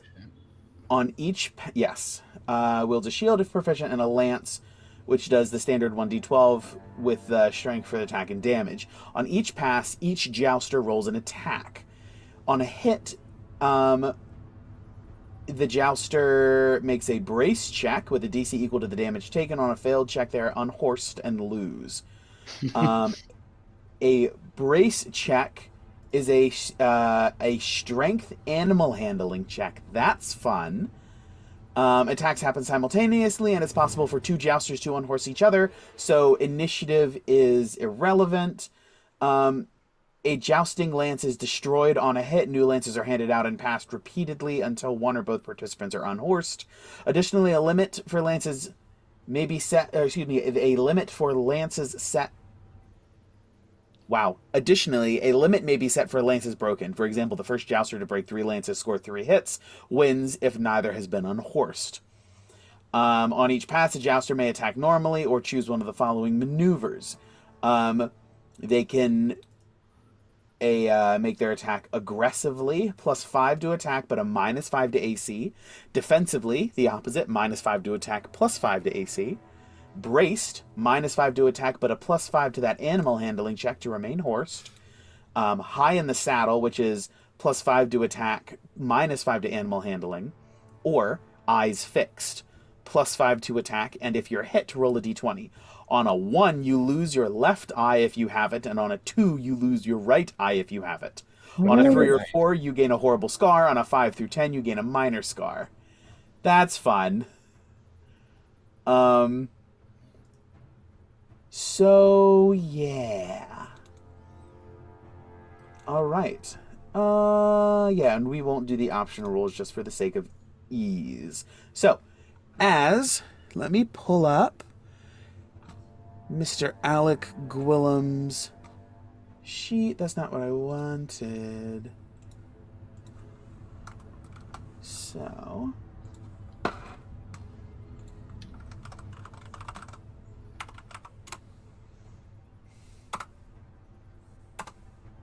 there we are. Okay, so Master at Arms. Okay, so as you guys mount yourselves up, you sort of summon in your own horse Orion. They provide you with a shield and a lance. I don't get to use my shield. It'll count as the same. Your armor class will just be what you got. Okay. You have your Cool. you have your shield and your lance. He has his shield and his lance. Yeah, let's go tilting. Yes, Ivor. I was just asking, do we get to watch? Oh yeah, Like, yeah. Does the rest of This is purely for entertainment value. It's like going to the Ren Fair and watching people joust. okay. Yep.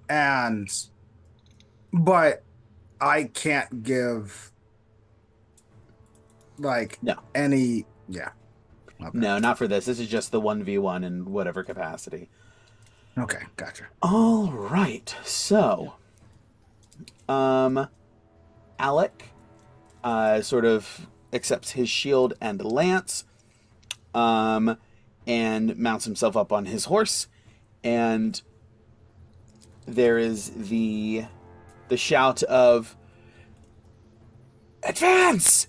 and you both spur your horses into a gallop.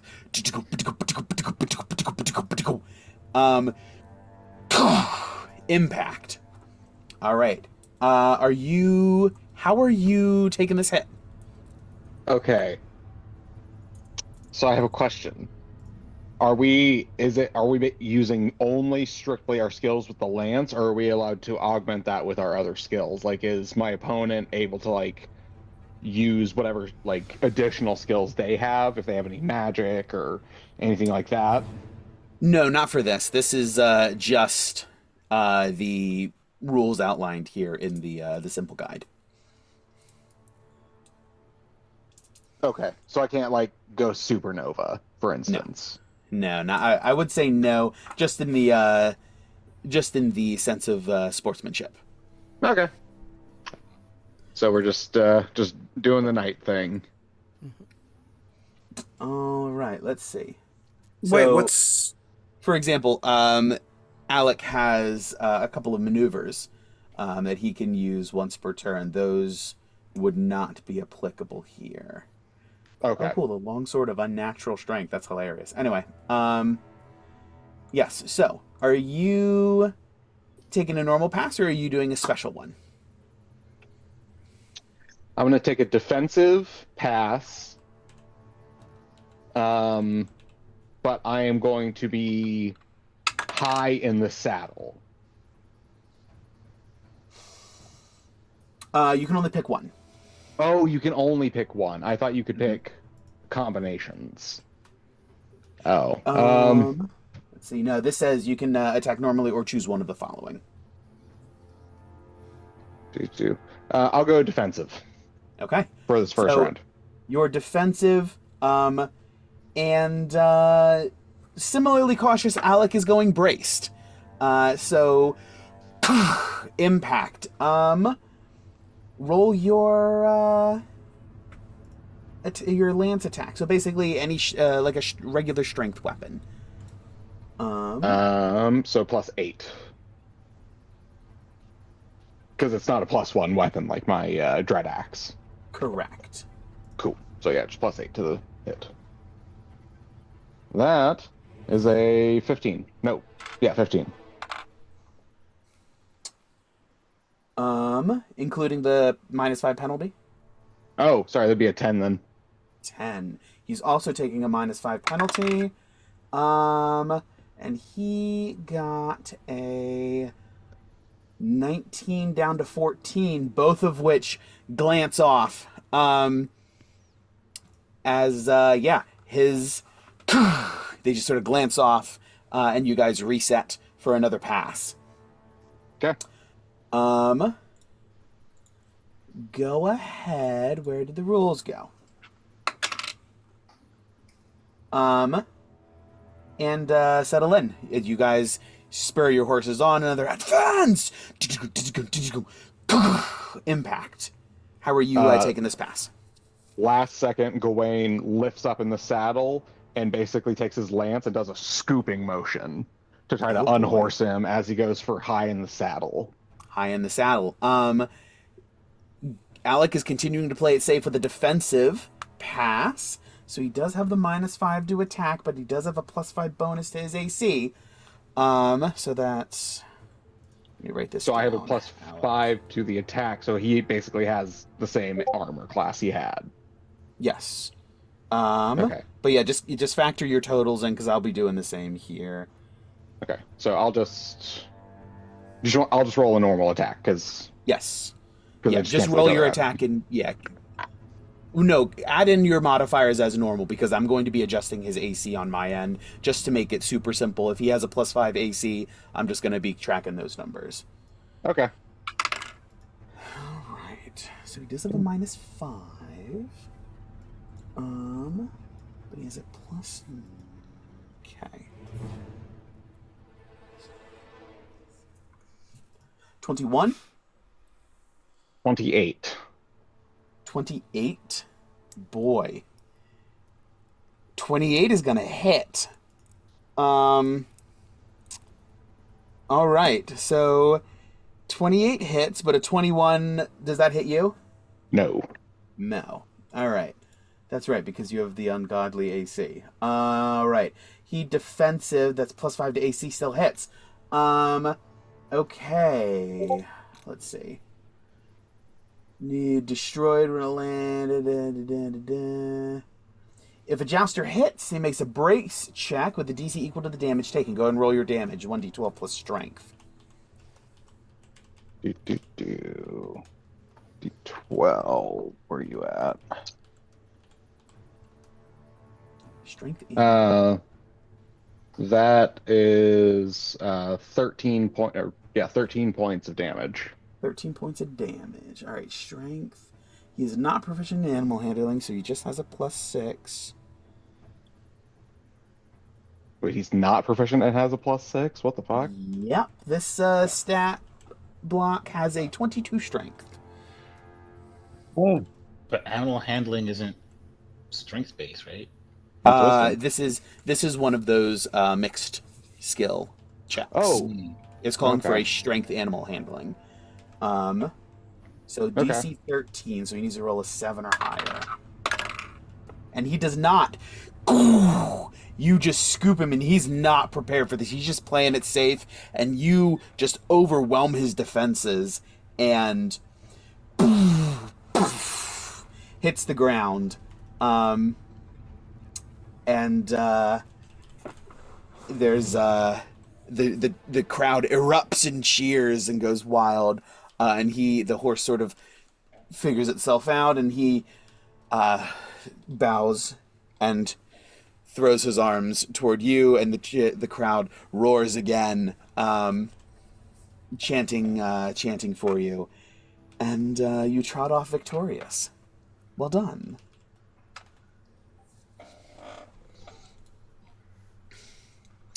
All right. Yana, Ned, Riss this time. Roll a d20. 13. Nat 20. Natural 20. Ooh. Natural 20. Oh, Rollies? Rollies? 14. That's a that one. Now a 14. Ned. All right. Okay. I tried, Ivor. I mean, he didn't call for me. Should I roll as well, or? No, I was saying No, I no, tried 'cause you it guys so were we back could go before. next. I was like, All right. Are there any special rules to this? No, for your 1v1, it's just a fight. Okay. So they give me a chance to speak to my opponent, shake hands, all that stuff. Yes. Of course. And Leo approaches, he has just like a sheath strapped around like on his back and just like the leather cords going under his arms and around. Other than that, full topless. Mm-hmm. He has several scars, and it's clear that he's been in many serious scraps. Hmm. It is good to make acquaintance. Good to make yours as well. There was a name given for me, because they announced his name, so I'm just wondering. Yes, no, your regular name is fine. Okay. There will be no significance. And I'll put my hand out. The name's Ned. Grips it firmly. It's a strong grip. I'll it is return nice. it as well as I can. Obviously, we're not trying to crush each other's hands, but as a respectful Right. thing. Go ahead. I noticed by your dress you don't quite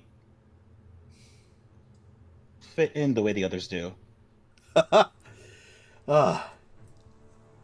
It is not honorable to dodge attack. It is better to take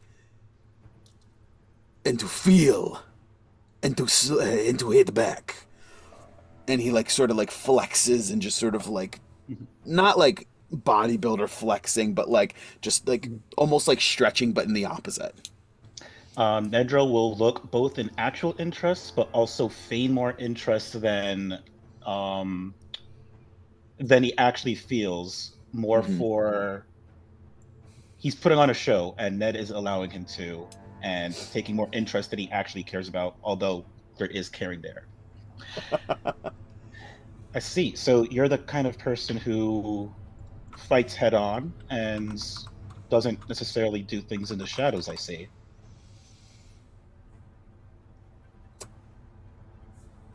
Give me an insight check.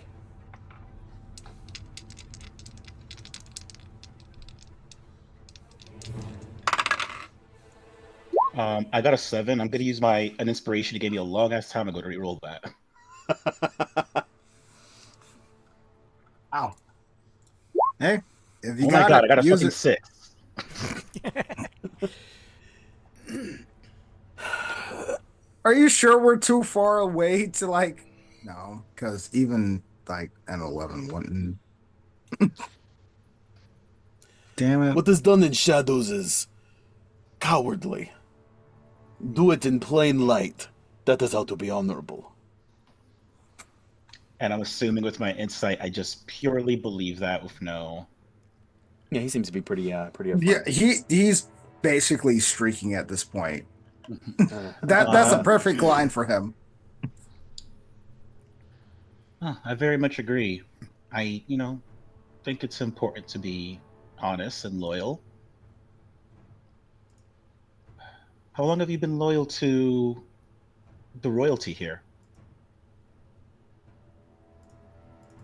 They have It worked. says, God. and I'm only curious, it's because, again, you do look so different. Not necessarily out of place, but I'm always curious as to the kind of people higher ups like, what's Strahd's title exactly? Count. People higher up like the Count keep around. Usually they keep around people of good character, and especially if we're going to fight, I'd like to know that it's interesting to meet people with good character. Makes the fight honorable, right? It does. Honor to the end. He reaches out for a second handshake. Do it back, and then I will briefly take my sunglasses off to make eye contact with him. And that's oh gosh, My What's man. Is it a My save or a man. check on your end?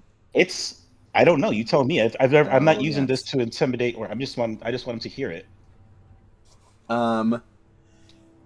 His impending. I kind of want to use that just to maybe throw him off a bit. And ask him very directly, like, as maybe he's distracted by the sound in some way or form. So what are your thoughts on the Count? He is good man. He bring peace to Barovia. Give me an insight check. Oh man, can't you make this a charisma-based skill for once? Okay. Heart of the dice. Hey, that was a whole ass segment in Yu-Gi-Oh! You can use that. 13 Dungeon Dice Monsters, yes. I got a 13. That's a number that exists. 13. Something's off there. No, not. Something about that is dishonest, disingenuous.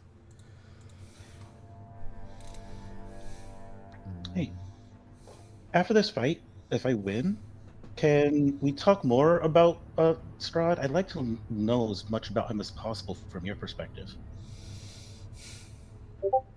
That is. Yes, we will share drink. Perfect. I'll put my sunglasses back on and step back to start whatever we're going to start. You step back, and Rahadin steps into the center, and holds an arm out to you. Fighter ready. To me? Yes. Ready. Fighter ready. And he just sort of like beats his chest and says, "My body is invincible. Beware." And how far apart are we, by the way? I about kind of need to know because I am not a close range fighter. we'll do. You guys are each 10 feet from Rahadin, so 20 feet from each other. Got it. And Rahadin, fight! And sort of like scampers back a couple of steps. And we'll roll initiative here after break. So let's go Awesome. take a quick break, because this will be a lot of fun, but it's gonna be a little bit. So let's go and take a break now. We'll reconvene about 10 minutes after the hour. And continue whatever this is. This is a lot of fun. I really enjoy this chapter. So don't go anywhere. And we'll see you here in just a little bit.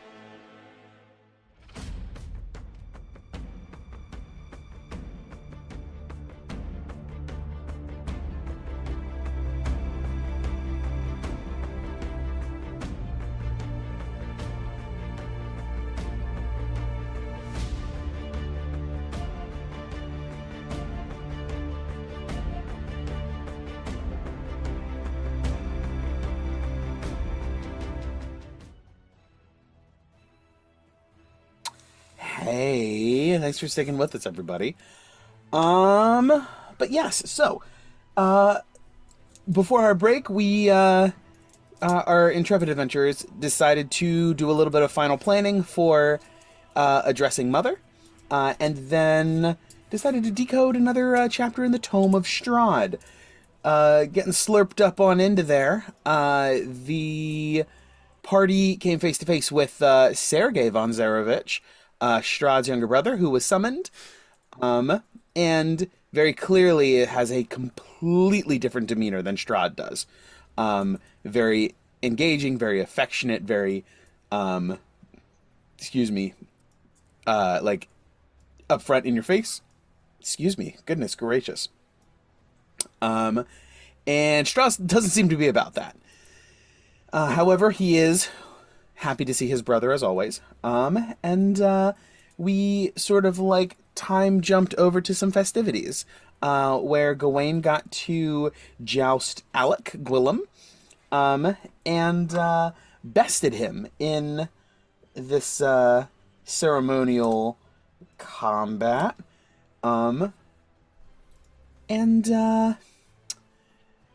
Then Ned wanted to 1v1 Leo. Leo, who he suspects of being some sort of undercover agent or assassin, possibly from the Baal Vertzi assassin guild, who Strahd suspects is here somewhere.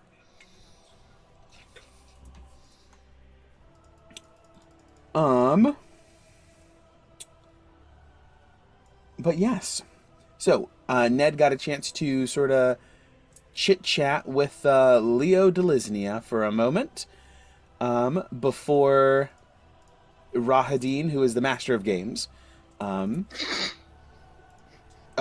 them to fight. And everyone, and let's see, about 20 feet away, Leo just sort of like beats his chest for a second, his bare chest, and rushes in. I need you to roll initiative, Ned.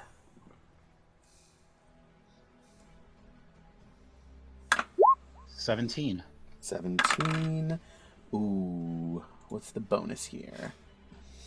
Bonus to initiative is not listed, but it's just dex, which is nothing. He rolled a 19 on the dice. So Leo's going to go first. He's rushing, and he's going to let out a scream, and he is going to rage. Understandably. And then he is going to rush up with his 30 feet of movement and make 2 reckless attacks with his Dawn Star, which is I want to say it's a maul that he just sort of like brings down for a couple of swipes. So that's D8 plus 2D6. First one, natural 20. I am gonna silvery barbs that. Okay. With my free version of it, not the spell slot. Your free casting of silvery barbs. Not that it matters. Roll another one. That is a dirty 20 to hit. I mean, it still hits, but it's not a crit. Still hits, but not a crit.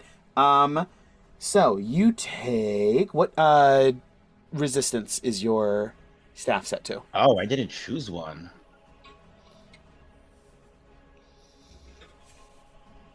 I will say that I looked at his weapon, and I will before this fight started, and I chose the appropriate one, which I'm assuming is bludgeoning, based off what this is. Bludgeoning is fine.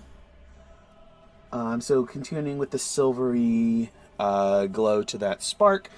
Unfortunately, so I will say the maul is spiked, so it's going to do a little bit of piercing damage. So you can do piercing. All right, so he's going to deal, lovely, 5 halved 2 piercing and 6 points of radiant, as it flashes on the hit. How much is that total? 8 total. Okay, that's hit 1. And I need a...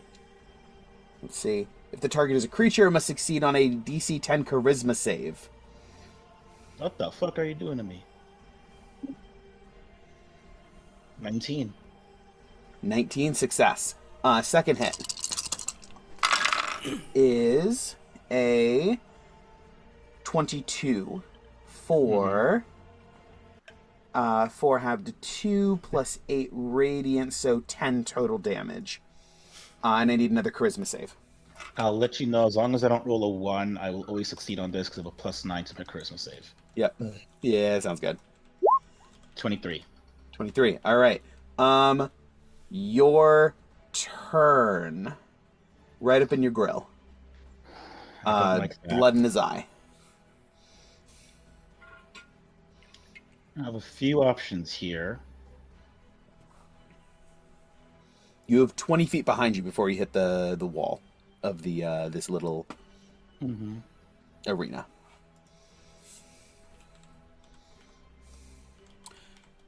Hey, we just got a raid, guys. Cool. Ayo. Welcome, Hey, Ray. viewers. We love you. It's good to see you. Looking at this man in front of me right now. Oh shit, my camera's off. Looking at this apparent barbarian in front of me now, does he look like he has any magical items on him except for this weapon that deals radiant damage? No other magic items. Is my camera not working? I don't know. It's just gray. It's so weird. Yeah. I don't It's understand. going on and off. What's up, fam? Okay. It was Aelwyn, right? Yes. Aelwyn. I am going to use my free casting of Misty Step to... Oh, you said I can move 30 feet, so I'll move 30 feet in the other direction behind him. Okay, gotcha. So 30 And- feet opposite would put you within 25, since he's 5 feet against you. Okay. And I will do something purely wasteful, but only because I actually can do it. I'm going to use Wall of Force to make a force field around him and just keep him there. Ah, boy. I think that's Okay, checkmate. Oh, boy. Wall of Force. Wall of Force. It does last 10 minutes. And unless he has any way of getting through it, I'm just going to pelt to the Sorcerer's Burst, Fireball, Synaptic Static, what have you, and just keep throwing shit at him. So that's why I need to know, can he actually escape from this? It does not appear to be. Let me just brush up on Wall of Force. To our new viewers, we are currently going through a playthrough of Curse of Strahd, and they're decoding Chapter 3 in the interactive tome. And right now they're doing some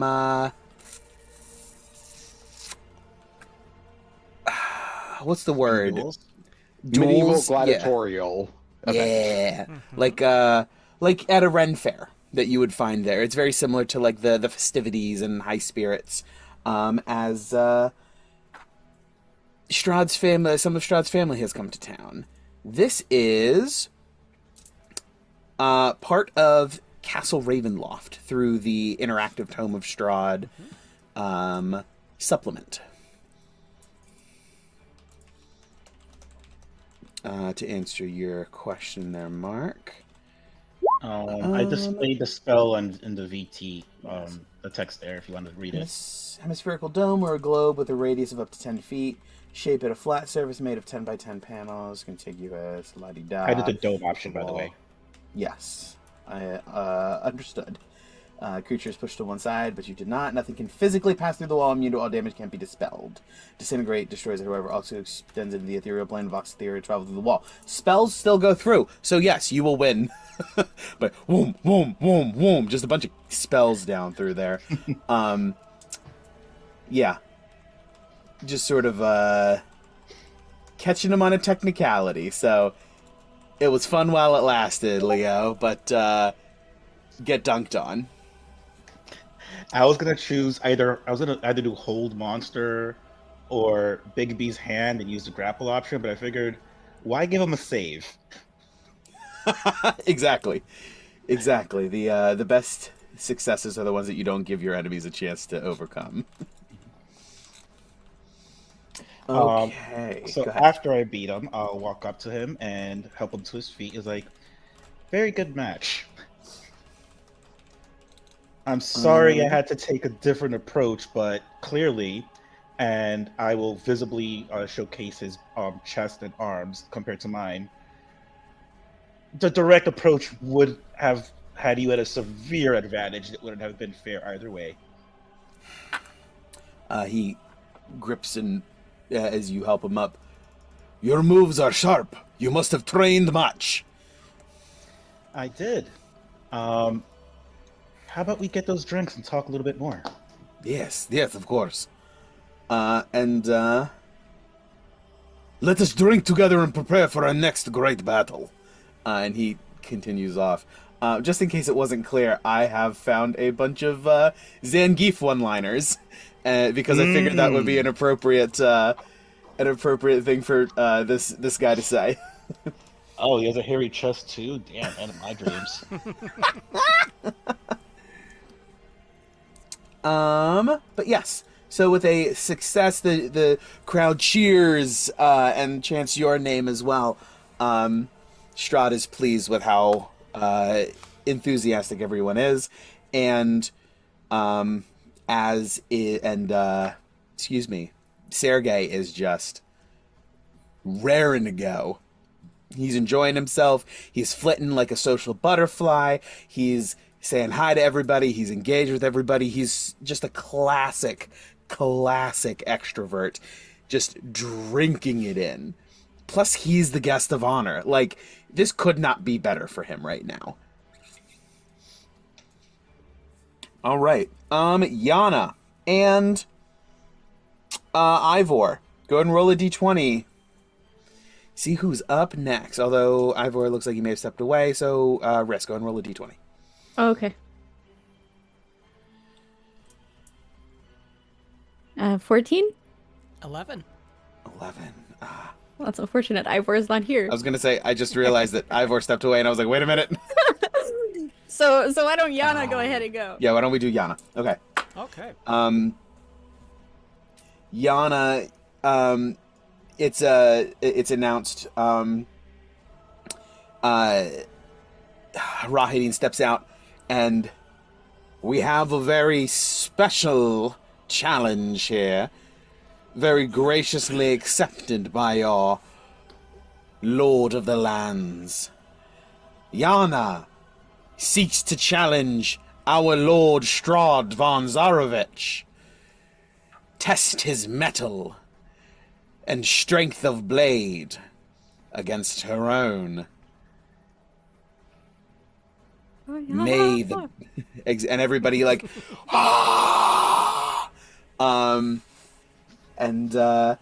may the best blade win. And you and Strahd take up positions 10 feet away from Rahidin on either side. Or you guys take up positions if you wanted to have any sort of pre-game back and forth like Ned did with Leo, you're welcome to. One sec, Ivor. No, I think Yana is just going to do her thing. Okay, sounds good. What was your question, Ivor? You're muted, yeah. Fuck! that was the... I am so sorry. That was the whole thing. I'm sorry for the discourse between Discord and... Oh, that's okay. Yeah. It just makes me giggle. That's fun. I am so sorry. But if you want us to go first for our story purposes, that's totally fine. No, that's fine. It was warlord. Where are you at? I mean, it would be interesting if Yana and Strahd go first. Yeah, we're gonna do that since we got that started up. Can I please see? What was the question? Warlord? I'm just talking to myself. Okay. This is a fighter, correct? Warlord. Jeez. Fighters. Squad led by Warlord. Lord, all those kind of monsters. Page 220. Queen, Warlord, Noble. No. Alright, whatever. I'm looking up in the old-fashioned way. And by the old-fashioned way, I mean Hunt D&D Beyond's monsters. Okay. Warlord. Volo's Guide to Monsters. There it is. Oh boy. Alright, Yana. Buckle up. Here it comes. Because even... Oh boy, Strahd didn't mess around. Alright, so... I'm getting so many good ideas for building my final stat block. Oh boy. So, Yana, you take up positions opposite Strahd, and Rahadin holds up a hand to you. Fighter ready! Just a thumbs up. Just a thumbs. This is great. From her offhand, of course. Offhand, of course. And he holds up to Strahd. Fighter ready! Strahd draws his great sword and holds it in front of him and just nods swiftly. And fight! And just sort of scampers back out again. And I need you to roll initiative. Okay. And Guile's theme from Street Fighter plays. That's a 27. Initiative. Wow. Why doesn't it list it as a thing anymore? Why isn't it? Why? I know it's just dexterity, but like, it's supposed to have an entry in these stat blocks. Supposed to. So you rolled a what? 27. You're probably gonna beat him because he only gets a +3, even on a natural 20. Yeah, no, that's a 13. You go first. Okay. He's holding a ready, like a guard stance, but you are up first. Got it.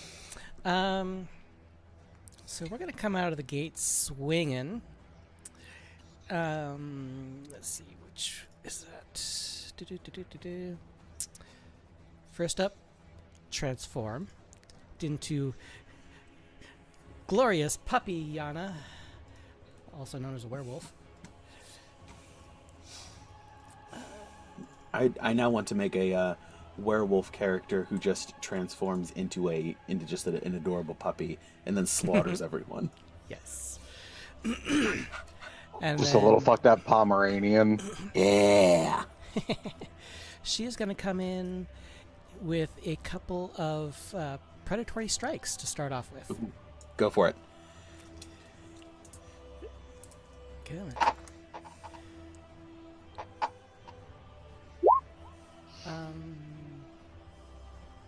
So that's a natural 20. Natural 20 hits. Oh boy. So that'd be are you doubling the damage, or are we just adding things together? Double the dice. Double the dice? All right. So that is 14 points of slashing damage. Okay.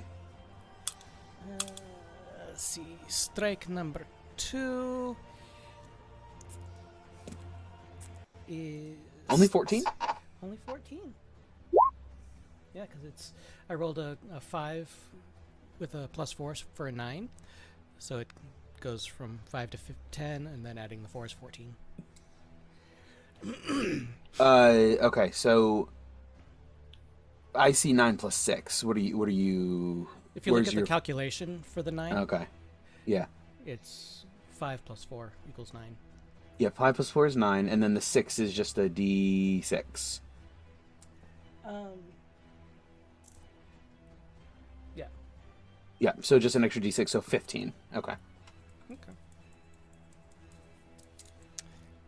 So we're Works in doing it your that way. favor. Go for it.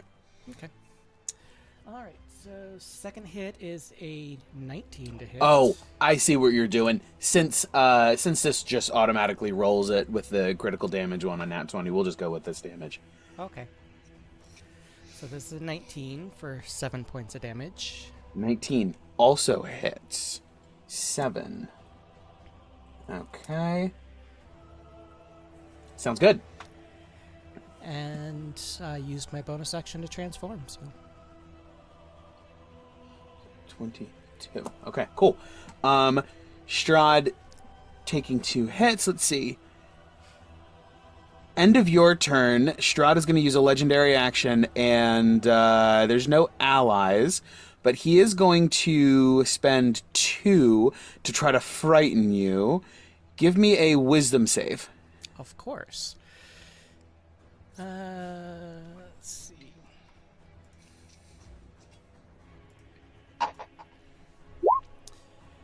That's a 17. 17. Because I have advantage against frightened or charmed. Oh, nice. Nice. 17 is going to be enough. And he tries to... This is a... It's like a intimidation tactic of just sort of like... He just jumps at you for a second just to try to get you to flinch, to give him the edge, but you stand firm, and he... and you go to counterattack, but he's already rolled back out of the way, prepared for your possibility of resisting that attempt. So he then rolls and just swings, bang, bang, for 2 great sword attacks. These are not made with advantage. So only 1d20. 2d6 plus 5. That is a 28 to hit. That'll hit. For max damage, 17. Halved to 8. It's non-magical. Second attack. 13. Much less. Misses. Misses. Bang! And then, woof, as you sort of dance back out of the reach of the sword, before you are able to step up and re-engage. Let's see. Start of his turn, I missed this. Start of his turn, he has at least 1 hit point. He's going to regain 10. As he just sort of like grits and just sort of like pushes through it, and steels himself against the pain, Okay. pulling himself back out of that susceptible mindset. But Sounds you are good. up. All right. So we're gonna go for. We're gonna change things up a little bit and go for some radiant breath. Ooh. So that's a DC 16 dexterity saving throw. Dexterity save. Okay. 16 is a plus 7, so I need I need a 9 or higher. Which I do not get with the 7. Yes! So he's going to use an Indomitable to reroll. 7 plus 7 is 14. Yeah, no, he need to reroll with a natural 1. Still fails. Yes! So he takes 24 points of radiant damage, which Oh, I do boy. believe doubles against vampires. He is not a vampire right now. He Oh, is a that's true. regular guy. That's true. So 24 then. 24. That's a great call, though. I don't know that he's vulnerable to radiant. Radiant turns off his regen when he's when he's an undead. Okay. So 24 is still a huge hit. So 36. So I love the idea of, again, parry this, you filthy casual, as you just... Yeah, pretty Yes. much. Yeah. Anything else? So that is action. Let's see, do I have anything for bonus action? Where is it?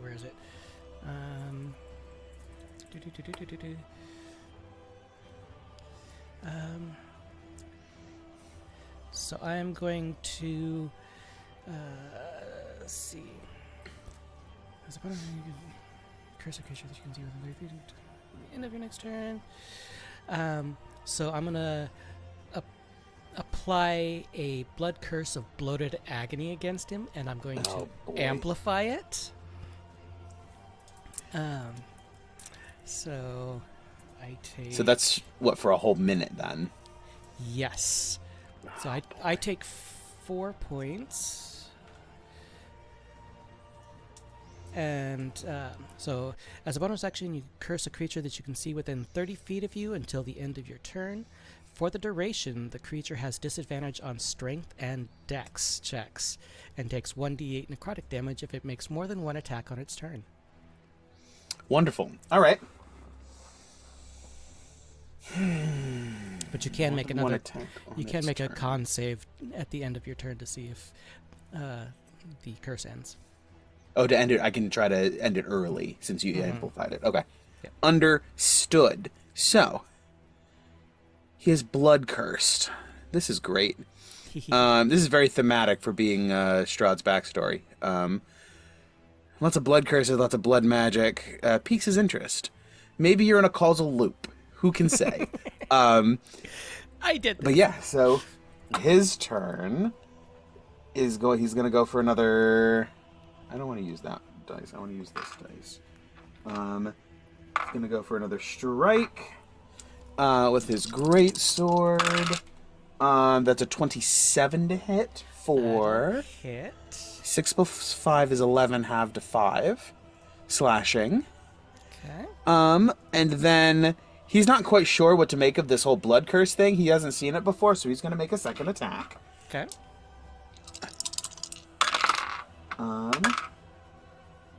18 Will miss. misses. Go and roll that necrotic damage. He takes 8 points of necrotic. Oh, okay. 8 points, top of his turn. He will regen 10. So that's 26, 34, right back to where he started. I forgot to legendary action at the end of your turn. Okay. But that's on him. Cool. Yeah, that's all I got, because he can't use them on his turn. Sounds good. All right, so we're going back to predatory strikes. 23. Oh, end of his turn, he can con save? Yes. Okay. Con save. DC 16. Con save is that's a success. 27. Damn. Okay. No All longer cursed. Shakes it off. But that was I hate that curse. I hate that curse with passion. Good. But that was a 23 hits. Yep. For 10 slashing. Okay. Second hit is a 27 to hit for another 7. Also hits. 51. And then bonus action predatory strike Yeah, boy. is a 27. Also hits. I wish I could have Believe it or had not. advantage because then it would have been a natural 20. I know, But right? I'll take the 27 for another 10. Nice. He's looking surprised that you are as handling yourself as well as you are. How are you doing? What's your health situation looking like? I'm doing great. Doing great. Yep. With your hybrid transformation resistance, what does that set you at? Like if you're having everything, so like what's your max basically, and then My max is 104. 104, so 2. I'm okay, currently at so 87. yeah, having everything that he's throwing at you because he doesn't have magic or silver or anything, he is in. You guys are almost on equal footing in terms of health, which is wild to me. A warlord is a CR 12 creature, guys. Uh-huh. All right, end of your turn. Legendary action, weapon attack, great sword. Dirty 20. Will miss. Ah. All right, his turn. Regain 10 health. Is he going for that second attack? Going for the well, on his turn, he's now going to make his 2 weapon attacks. Another 28 for 15 halved to 7. Okay. And then second attack is 22. 22 will hit. Hits. 8 halved to 4 slashing. And Ned, for some reason, I've got you logged in twice in Zoom. Yeah, it just like crashed. So I had to get back in. Okay. I do not know how to fix that. Okay, all done. Sounds good. That is his turn. So, Okay. you're up. Let's see. Which one do I want to do? So many options.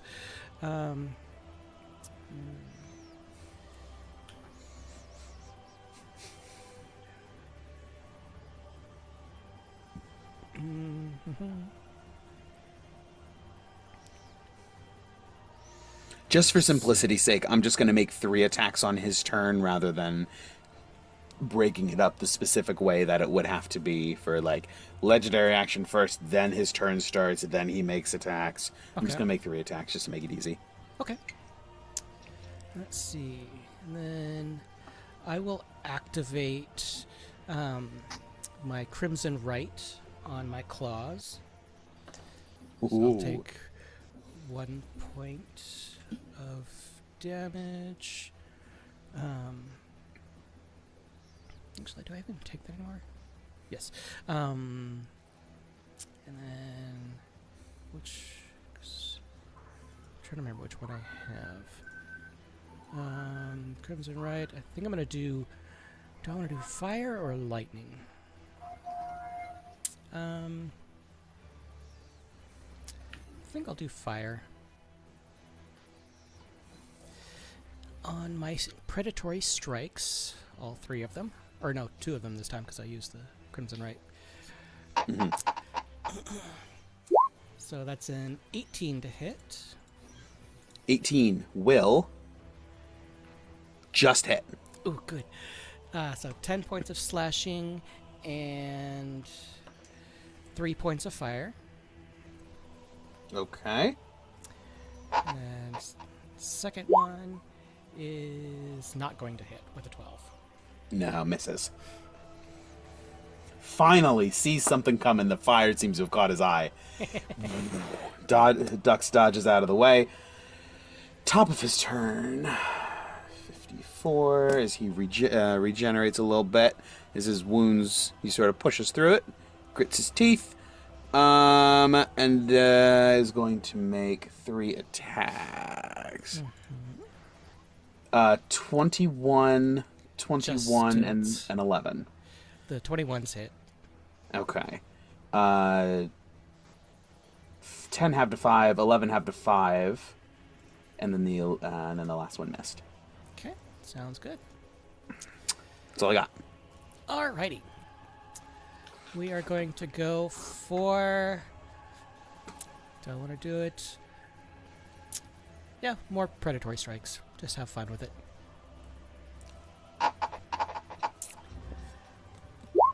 $27 to hit for 10. Okay. Plus 2 points of fire. Let's see. That one's definitely not going to hit. But Nope, misses. Bonus action 26 for 6 points of slashing and 5 points of fire. Ooh, 11, so 77. Okay. All right, top of his turn. 67. 3 more coming in. 24, natural 20, and a 25. All hit. All right. 13 halved to 6. 16 halved to 8. And 11 halved to 5. Okay. Got it. All right. We're going to go with another Radiant Breath this time for Dex 16. Dex 16. That is a failure. We're going to use Second Indomitable to reroll. And then must use the new result. 22 success. All right. For half damage. Let's see. Is that half damage? Take no damage. Let's see. Actually, hold on. Yes, half as much on a damage. So that would be what? 6? 6, yes. And then I'm going to use my second Blood Maledict for Curse of Bloated Agony. And I'm going to amplify. Ooh, okay. Taking 4. Gotcha. Okay. So another bloated agony. All right. He understands what this is now. So he is going to get the... Because of the way that it works, he is going to get the legendary action and then 1 attack for sure. Since those are different turns, technically. Mm-hmm. So legendary action is a natural 1. Okay. First attack is a 16, which misses.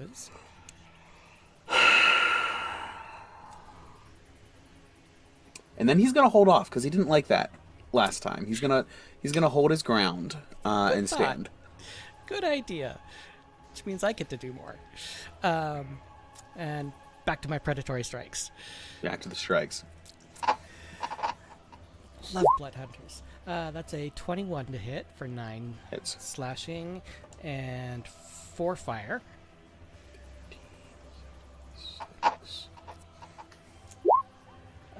12 is gonna miss, and then bonus action 25 for 6 slashing and 1 fire. Okay, 83. All right, which becomes 73. Oh, end of his turn. You know what? I forgot it. So he's gonna stick with it because he forgot to roll. So he's just gonna get 2 this time again. 25 and 24. Both hit.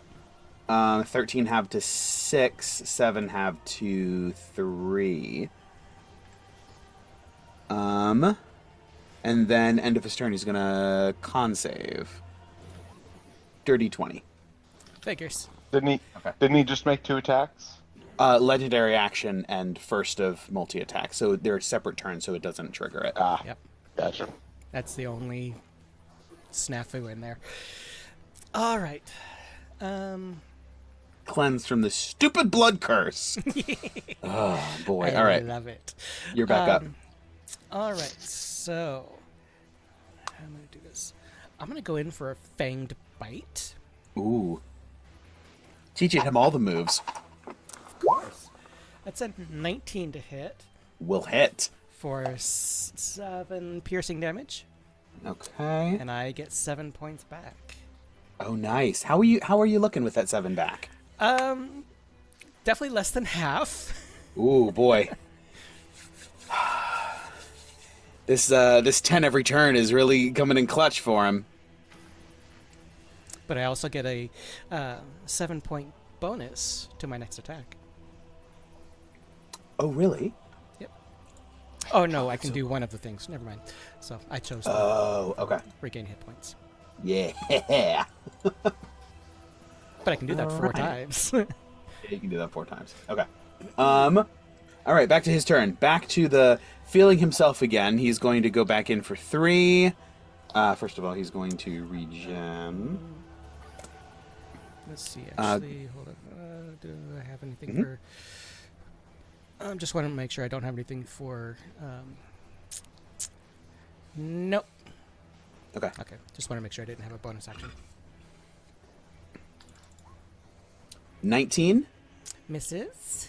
natural 20, and then a Hits. 21. Hits. All right, so those two, 16 have to 8, and 11 have to 5. Okay. One woof over your head, and then too quick he comes around and just goes in for a point, like a stab rather than a big like over slash, catching you off guard. And and he sort of disengages, and allows for you to go back on the offensive. Sounds good. And I will take him up on that and go on the offensive with 3 more predatory strikes. Oof. 17 miss. Just misses, yes. 15 miss. And then bonus action. 19 for 7. That hits. 7 plus 5. so 12. Okay. Becomes 2. There's been so many rounds. Since it's just back and forth and we're just, Right. we know what we're doing. All right, 28, 27, and a 15. First 2 hit. First 2 hit. 11 have to 5, 9 have to 4. Okay. How you holding up? Still standing. Still standing. Oh. Not by much, but still standing. Feeling he sees you, that you're sort of tottering back almost on your last legs. He presses the attack. But you're up. Yep. 3 more predatory strikes. How's Strahd looking, by the way? Oh, he's good. He keeps pushing through. He's hovering around the 70 to 80 points of damage so far. Okay. Since he keeps getting 10 back every round. Of course. So 23 for 6 plus 2. And that's it. 8. Back to 80. Which brings me back to 70. And he's going to press the attack. 3 more greatsword. 16. Miss. 12. Miss. 24 for 8 half to 4. Sounds good. As you are not ready to give up yet, so it would seem, the dice have demanded that and then when as you're going in for your counter. And then for my final radiant breath, DC 16's dexterity save. Oh yes, dexterity 9. Gonna use my final indomitable. 9 For 13. 13. And then, having dealt this damage, I'm going to kneel. Do like the one knee down. One knee down, and honorably concede. Is that Honorably the- concede. Yep. Strahd sort of like braces and pushes through it, but sees that you have taken the high road and sheathes his sword and steps over. Takes the 2 steps over and lays a hand on your shoulder, and just sort of looks out to the crowd. To Yana! And the crowd echoes, Yana! And he reaches down and helps you up to your feet. Claps you on your shoulder. It was an honorable fight. You should be proud of yourself. Well done. Well done! And he seems to be a little excited about this. And just sort of like claps you on your shoulder again. He's sort of like energized. This whole fight has really brought out his liveliness. You're getting another little picture into maybe this is why Strahd is so animated during your back and forth. This is what he lives for: the fight, the hunt, the battle. But yeah, Yana leaves us with Oh, I'm sorry. Was there anything else that you wanted to do as a little close to this vignette? No. As I kind of back up a little bit, I'll kind of give a very slight bow of my head, and then just turn and go and sit down. He returns it, that bow, that nod in respect, and he takes his place once again up on the chair as the overseer, the not the facilitator, but the you know what I mean, his seat at the head. And then I'll kind of, as I take my seat, I'll kind of lean down to Riss and say, "I almost had the bastard." And I like pat Yana on the shoulder. It's okay. You did good. You did good. You'll get them next time. It's a promise. Wish me luck. Throughout Good that luck. fight, Ned would have kept a close eye on Leo to see reactions, especially anytime like Yana seemed to have the upper hand. It was a strike that looked particularly deadly. Mm-hmm. Did Leo have any particular reactions to any of this? Give me another insight check. With my +0. Can I aid him on that? Yes, you may. And can I give him a bardic since I'm should be sitting next to him? Yes, you may. So advantage on a D6 roll. Correct.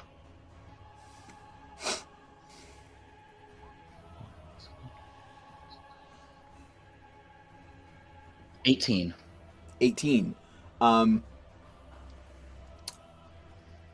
He's not watching Yana because he doesn't care how she's fighting. He's watching Strahd. He wants to learn how Strahd moves. He wants to learn his forms. He wants to learn his habits, his patterns, what he falls back to when he's surprised by an attack, what his tells are when he's about to go in for a counteroffensive. The eye of a trained fighter analyzing another trained fighter. Mm-hmm. Nothing in particular, but he's definitely watching Strahd and is not interested in what Yana's doing really outside of the realm of this is what Strahd's reacting to. Got it. Okay. He does seem less interested in the radiant breath, less interested in the fanged bite. He's most interested in when Strahd's reacting to the claws. Although he's almost sort of he isn't paying it as much mind as he could. He's not like obviously studying it and like fully engaged. He's interested because it will be useful, but it's almost like it's not completely topical. Like it's not quite the kind of thing that he would be looking to emulate. Good to know. Okay. Awesome. And Rahadin steps back in and introduces our next challengers. We have I have. Riss. I'm sorry, go ahead. How did you Sorry, I how have a did you question. Yes. I'm gonna try. I kind of want to do a little bit of a little bit of a cheeky move. Can I hold a spell to be released when he says go? I'm going to say yes. Give me a stealth check. Yes. Okay, cool. So it's like not so much 18. ready attack. 18. It's a readied action. Yeah. Ivor, what's your I'll give you a shot. Ivor, what's your passive perception?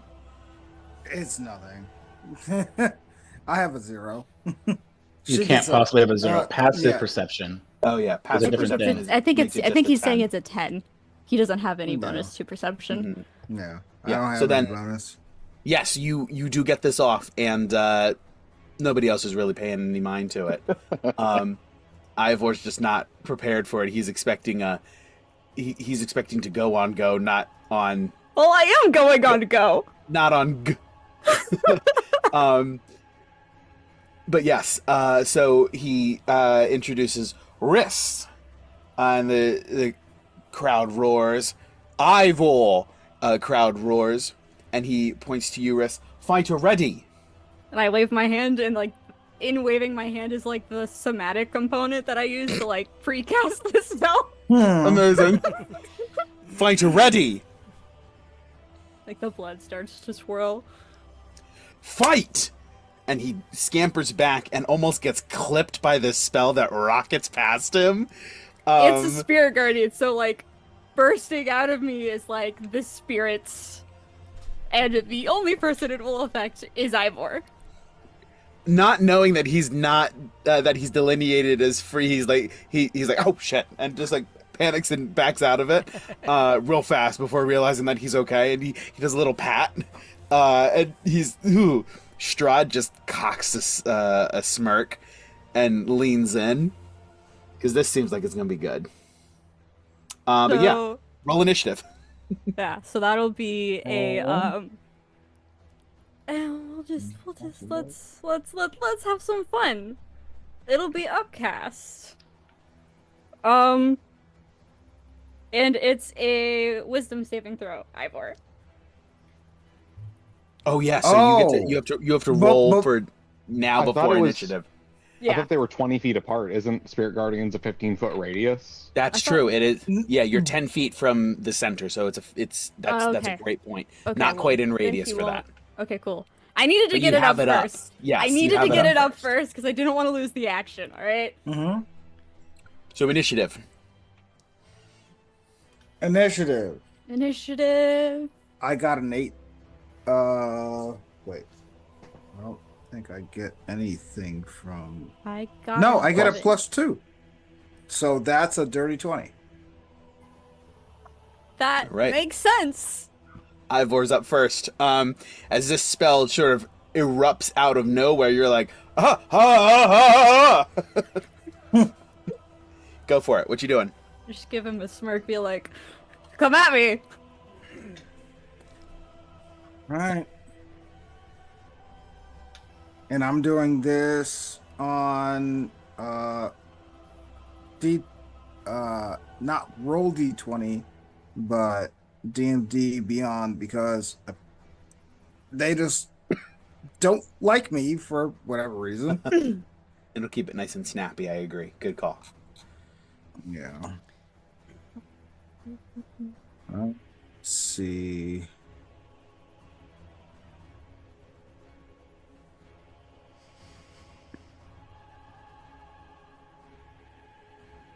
Wait. Forget. Yeah, where you at?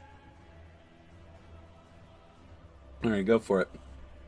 I'm so scared. Oh, also I activated my staff before this because, like, dear God, I need that AC boost so bad. Can you do both at the same time? Staff's a bonus action.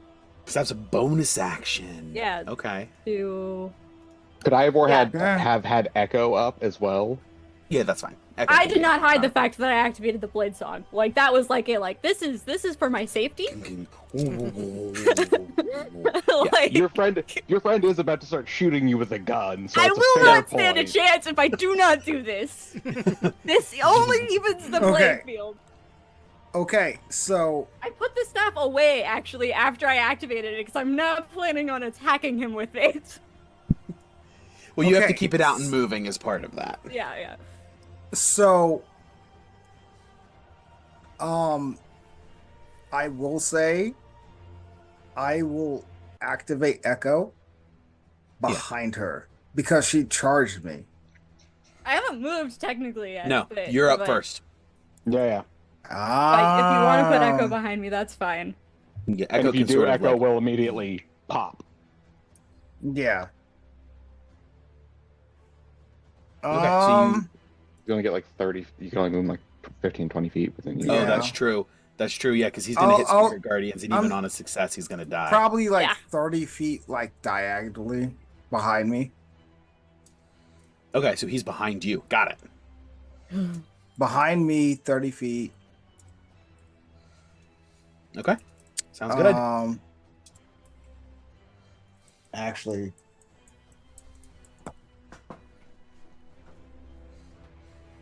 what is going on here?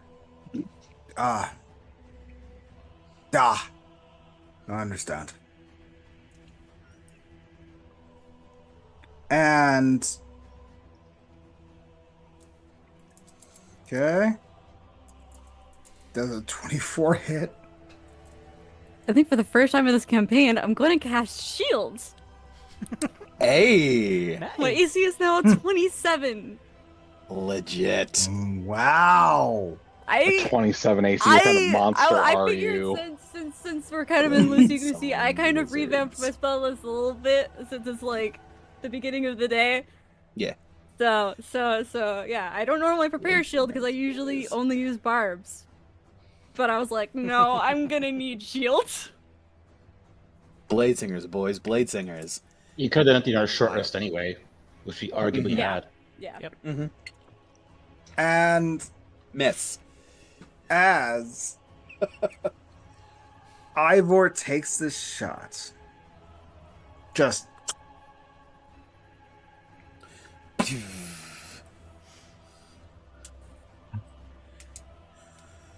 takes an upper lurk, and I knew she's probably gonna dodge this one too.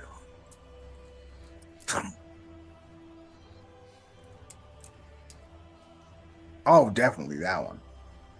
That one just misses. With each blast, the crowd not expecting the explosion of a black powder weapon. They're like, ah, oh. They're not prepared for this level of just absolute destruction that's erupting out of your barrel right now. Which is a sentence I never thought I'd say. Can Gawain just be in the back, like behind Riss, just with his shield, just trying to block it so he doesn't accidentally shoot someone? Yeah, absolutely. I love that. You will have several bullets to pry out of the wood of this shield. But yeah, so 2 misses. Are you doing anything with Echo? One more shot. Okay, mark it off for your Unleash Incarnation.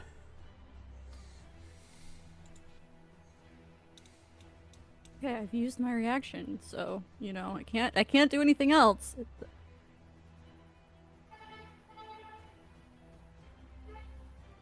Dun, dun, dun.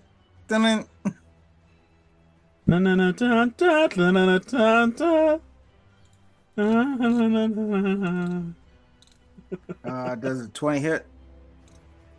No, a 20 does not hit.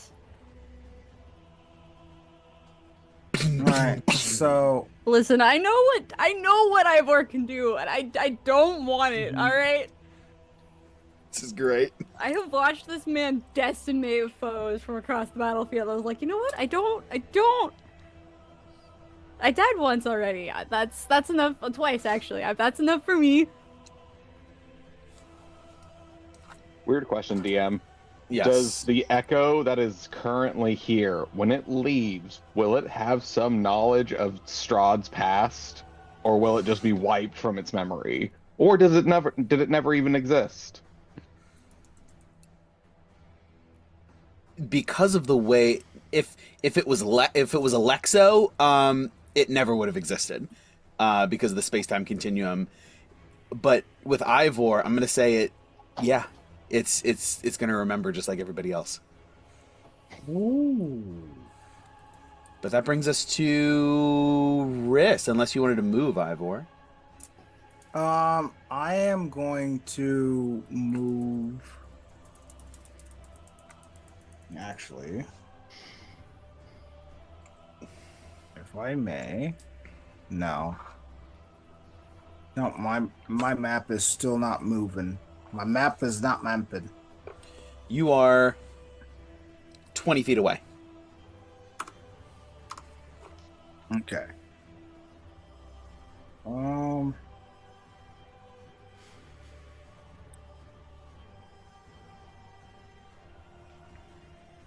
Just move me as far away as you can From Riss. You can back up another 20 feet to the edge of the arena. And same thing with Echo, but the opposite side. He can't be more than 30 feet away from you, so he's gonna have to be somewhere nearby. True. I thought you only had to summon him within 30 feet. No, No, you have you to have to summon him stay. within 15 Yeah, and then no, have to he- stay within 30. Okay, sorry, my bad. Yeah. That's okay.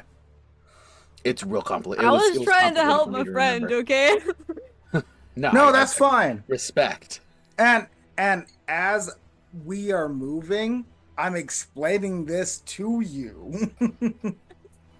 Like, hey, you've explained all of these fantastical like stories, and I appreciate that. This is how my magic works. All right. As So, I'm yeah. flying through the air. Start of round 1. 3 shots, 3 deflections. Riss. Ivor backs up another 30 feet. Riss, you're blade singing, so you have more movement now. Oh yeah, I do. I do have an extra. So I am going to. Oh man, I am going to. So he would be 50 feet away from you now. No, he'd be 40 feet away because there's only 20 feet more for that he can retreat. Yeah. Mhm. So I can get up right Yeah, into there's space if only- I want to. Yeah, if you I want need to. to make a decision. So while I'm okay, I have okay. So Riss has got the blade singing staff out. The blood is starting to like swirl around them as it always does. The guardians are out with the kind of like reddish tint to these like wraiths. And they're gonna the arena. I'm sure that the spirit guardians are starting to clip once they move towards Ivor. People are like gonna be like, oh my gosh, the guardians. They're gonna to start out with. They're gonna move so that Ivor is just within range of the guardians. Okay. So Ivor needs to make a wisdom saving throw, DC 18. Great. Grade these. And as that happens, so go ahead and do that. As that happens, I rolled the shit on damage. So some of the blood does come back and attack them and, you know, damage them a little bit.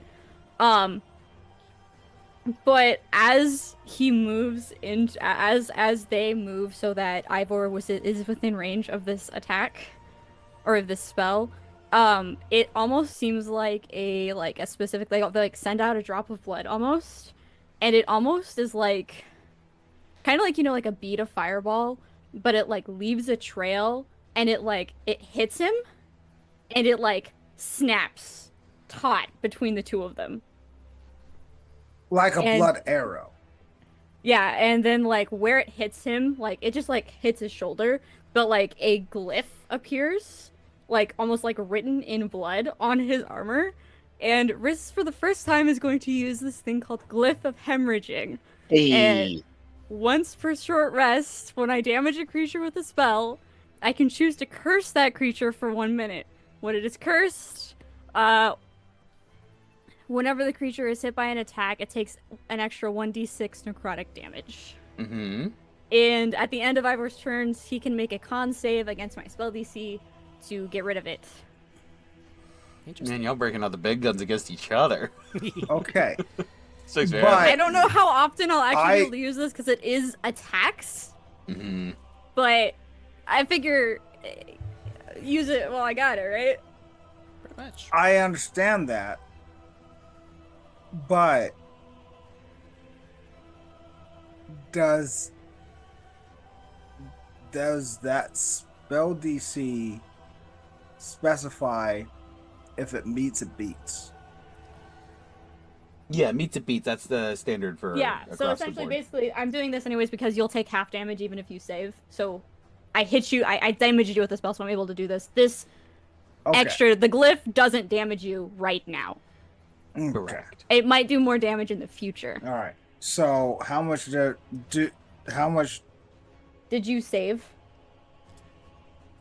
Yeah. At the end of his turns, he can make a Constitution saving throw. So that No, just against happened. the against Spirit Gardens, because I moved right. into his bubble. Mhm. You take 5 damage because I still rolled like shit. I originally rolled 4 damage on my 3d8. I was, yeah. So I'll take the 11. The 11 is slightly better. And then while this is happening, I'm gonna look at Strahd kind of like out of the corner of my eye, and I'm going to cast Modified Flight with my action. Wow. And I'm going to, yeah, these are my big guns. I don't have much else like big guns I can use after this, but yeah, so that's a,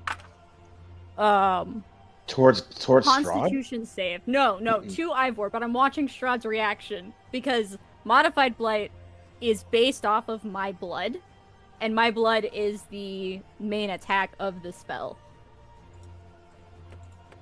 And so, like, I saw that he was really intrigued by Yana's use of, like, Hemocraft and, like, everything she had going on as a, with her stuff, with, like, the glyphs and everything. So I'm, like, also watching his reaction based on my Hemocraft. Why don't I have more D8s out? Truly. So as we are going throughout this battle, we're playing around. You're playing 5D chess.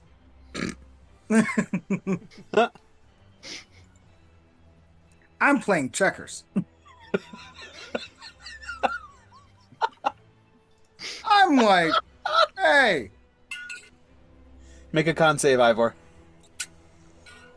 What? Okay. Modified Blight.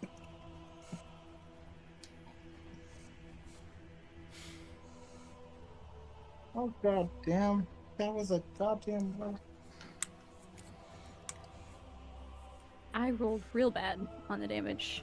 Ugh, that's so upsetting. Yeah. And I just re-rolled all of my dice. I just took a bunch more damage. Oh, actually, I need to...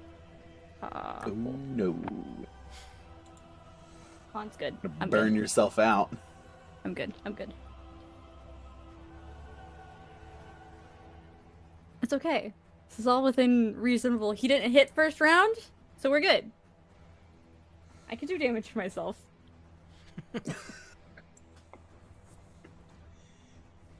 If he does less than, like, 4 damage more than your max health, I'm gonna laugh. Yeah, that's no, what- if that's that's how- absolutely a possibility. He can one-shot me. Ah, there you are. Welcome back. Absolutely. Oh my god. I am One-shot so me. sorry. That was reason. rough there. You were real in and out. I am so sorry. I rolled 2 11s in a row. What's your con modifier? I mean, please don't save. Wait, why did please. you- This is why like did my you roll big 2? spell. It's a 2. It's a 7, buddy. Is it? Your spells, your con save. Oh yes, sorry.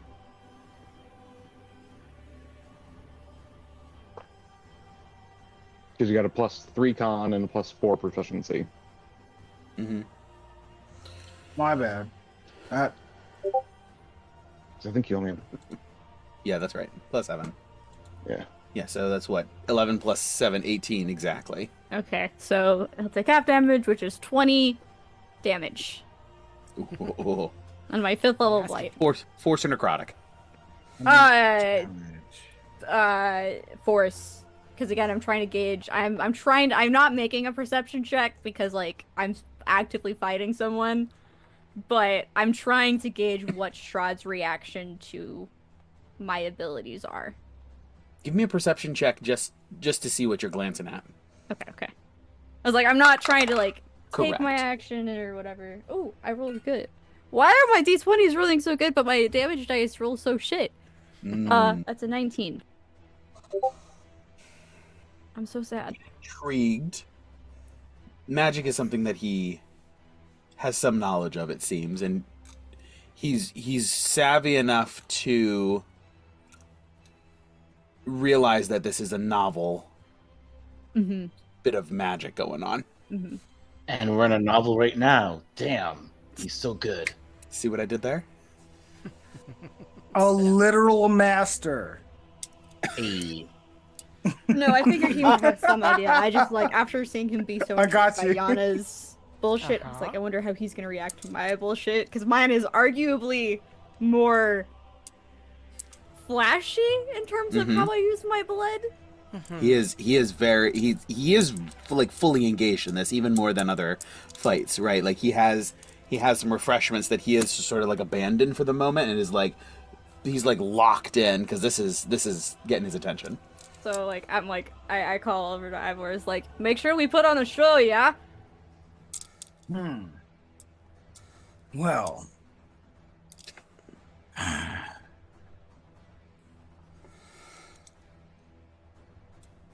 My baby boy isn't being here right now.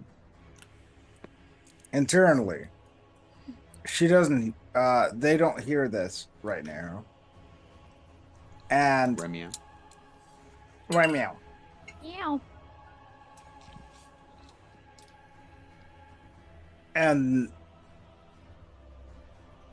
They laid down...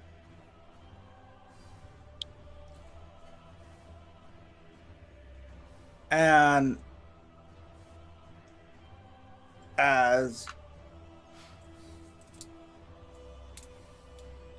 they like position themselves, take another couple shots. Okay, go for it. Now you're starting your turn in the Spirit Guardians. Is that going to do more damage? Yeah. Or is it ending your turn in the Spirit Guardians? I think it's starting. Designate number of creatures. Oh, I forgot about. Hold on. What? It's in here somewhere. Well, I Affected already. creature speed is halved. Creature enters the area for the first time or starts its turn there. Guess he needs to make another Wisdom save. Yeah, because if I try to get out of it, I'm fucked. No, you Although can run away from it. I did say you can you were run on away. the edge. Like I did not get in your face. I could have, but I did not. So we are. Oh. You're also backed up against the wall, though, so you're gonna have to. Yeah, it is. You're it gonna have to is. move Yeah. out of the way. Or you could just eat the damage and I will say. shoot. Last time I forgot that I upcast it, so I didn't. I'm roll the either correct in a number of dice, blender but I'm or rolling the correct number of dice yeah, this time. like I'm either in a blender or I'm in a blender. Yep. You got me. Okay, Kind and of might as DM, yeah. did we decide? Do I take damage if I want to re-roll dice every time, or just the once, and it affects the whole spell? Just It would be at each time you roll the damage. So like, Okay, cool. so for this this round, it'll be this damage because we're gonna use that. But it's every time you roll damage. Okay, that's fine. Cool. I rolled So, Ivor, decent what's that enough. I Wisdom would save? have re-rolled the dice, but I'm trying to. I am 1v1ing someone, so. I had to that first round. I was like, I rolled 2 1s and a 2. Like. Ivor. so it was a wisdom saving throw. Yes, please. Yeah. This is radiant damage. Fail. Ooh, okay, that's 25.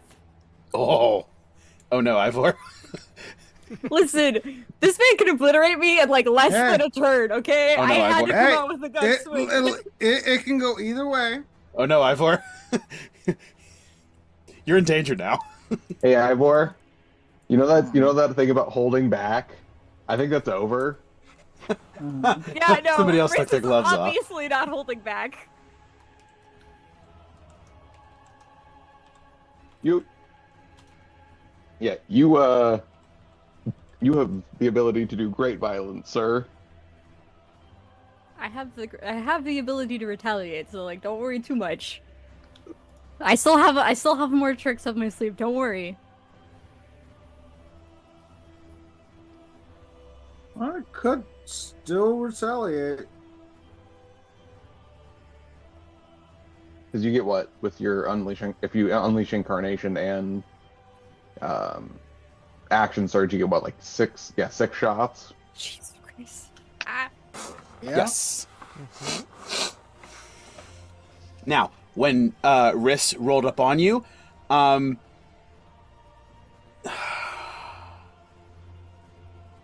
Like, and you they're retreated with Echo, but Echo. I think Echo was far enough because he said he sent him on a diagonal away from him. He did send him on a diagonal away I from was him. gonna say I purposely did Yeah. not get Echo in the Guardians. Yeah, Echo's still Echo's there. still there. Echo's It's still there. very Good, good, obvious good. that Riss is trying to put on a show, and like they are coming out like swinging, but it's kind of like there is obvious snipes of like they're like not necessarily holding back, but like they are doing it in like good sport. Like I could have gotten in his face and I'm not kicking given you in the him- balls. right? Yeah. Like I could have gotten in his face and given him disadvantage on like shooting me, but like I stayed back, like that kind of thing. Oh, he has Because, gunner. yeah, because I didn't know that, like... Riss Mm, at sure. this point, Riss at this point does know that Echo just hit him once. He's gone. Yeah, no, yeah, Oh, you yeah. know. If he gets too But- annoying, I will delete him. But I haven't done it yet. All right, give me those shots, Ivor. He hasn't hit Are you me, gonna so- steady aim, buddy? Because you can this time. Okay, so you have advantage on these. Mm-hmm. Oh boy. What do I want to do? I have so Yeah. many things. It's like I have a We- one thing that I want to use, but it's also a reaction. So I think I don't think I'm gonna get to use it. That's okay. Oh yeah, okay. I remember that one.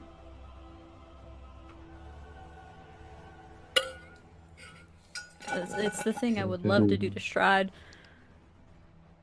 Oh boy. I should open the log, shouldn't I? Mm-hmm.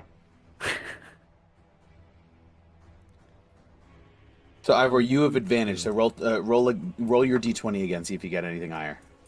Yeah, rolled. Okay. Because you steady aimed. Remember, you have advantage. Advantage. All right, so Okay. stick it with the stick it with the 24. Okay.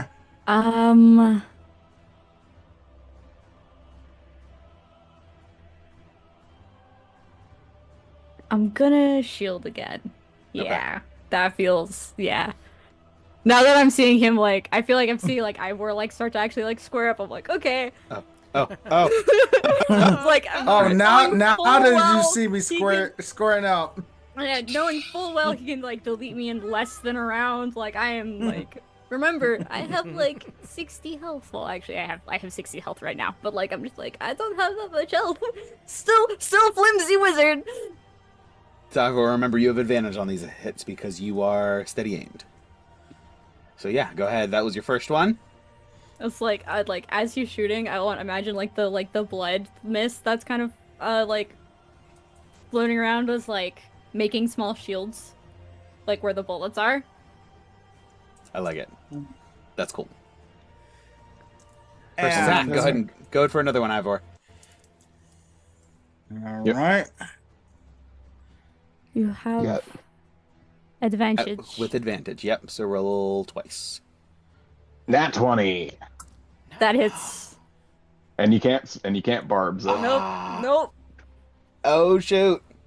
Well, he's gonna hit. He's gonna have to hit a nat 20 to get you because that's still a Not if he doesn't sharpshooter. Still a sharpshooter. 20. Not if he doesn't sharpshooter. Oh, Oh my No, good gracious. that was a sharpshooter. Yeah, I a hit sharpshooter crit. And you rolled well on that. That's an 10 and 11. See, this is why. 11, This 5. was the 7, best 10. back and forth that I could have ever asked for. God Fing, damn. fing, fing, fing. Ha! Fing! Boom! See, because the other thing is, like, my other ability, it doesn't take away any damage for myself. I just get to do damage back to them because they hit me. It's like, I'm gonna stop the damage from happening. Please and thanks, if I can. Yeah. Because Wow. Big hit. the thing about like Ivor and Vos is Who's those? they. Risk. I mean, Riz. It's- God damn it! you gotta Every start time. doing 3-letter words that end in S. All right. Yeah. For those who don't know, Riz. I play in another campaign with a character named Fos. Oh my god. Alright. They both know about blood. And when the blood is like going back and forth, piercing Ivor like bullets, he sort of takes a second and then just focusing in and focuses, and then Oh shit. it just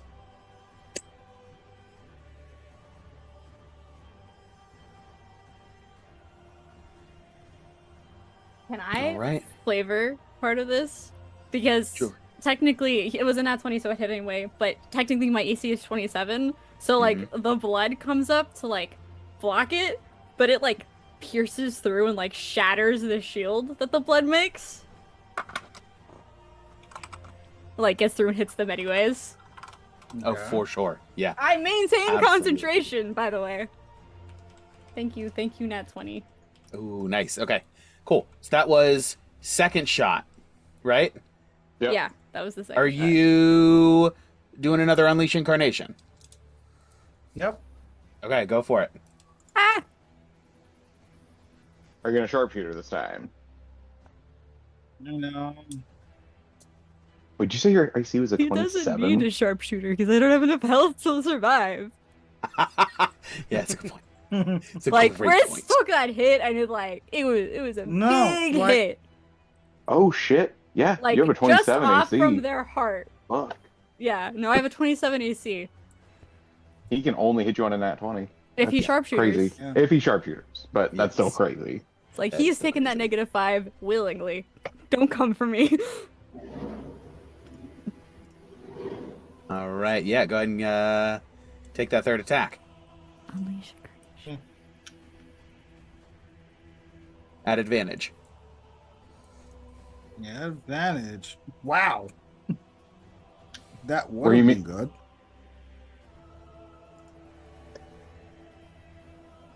Were you meaning to sharpshooter, buddy?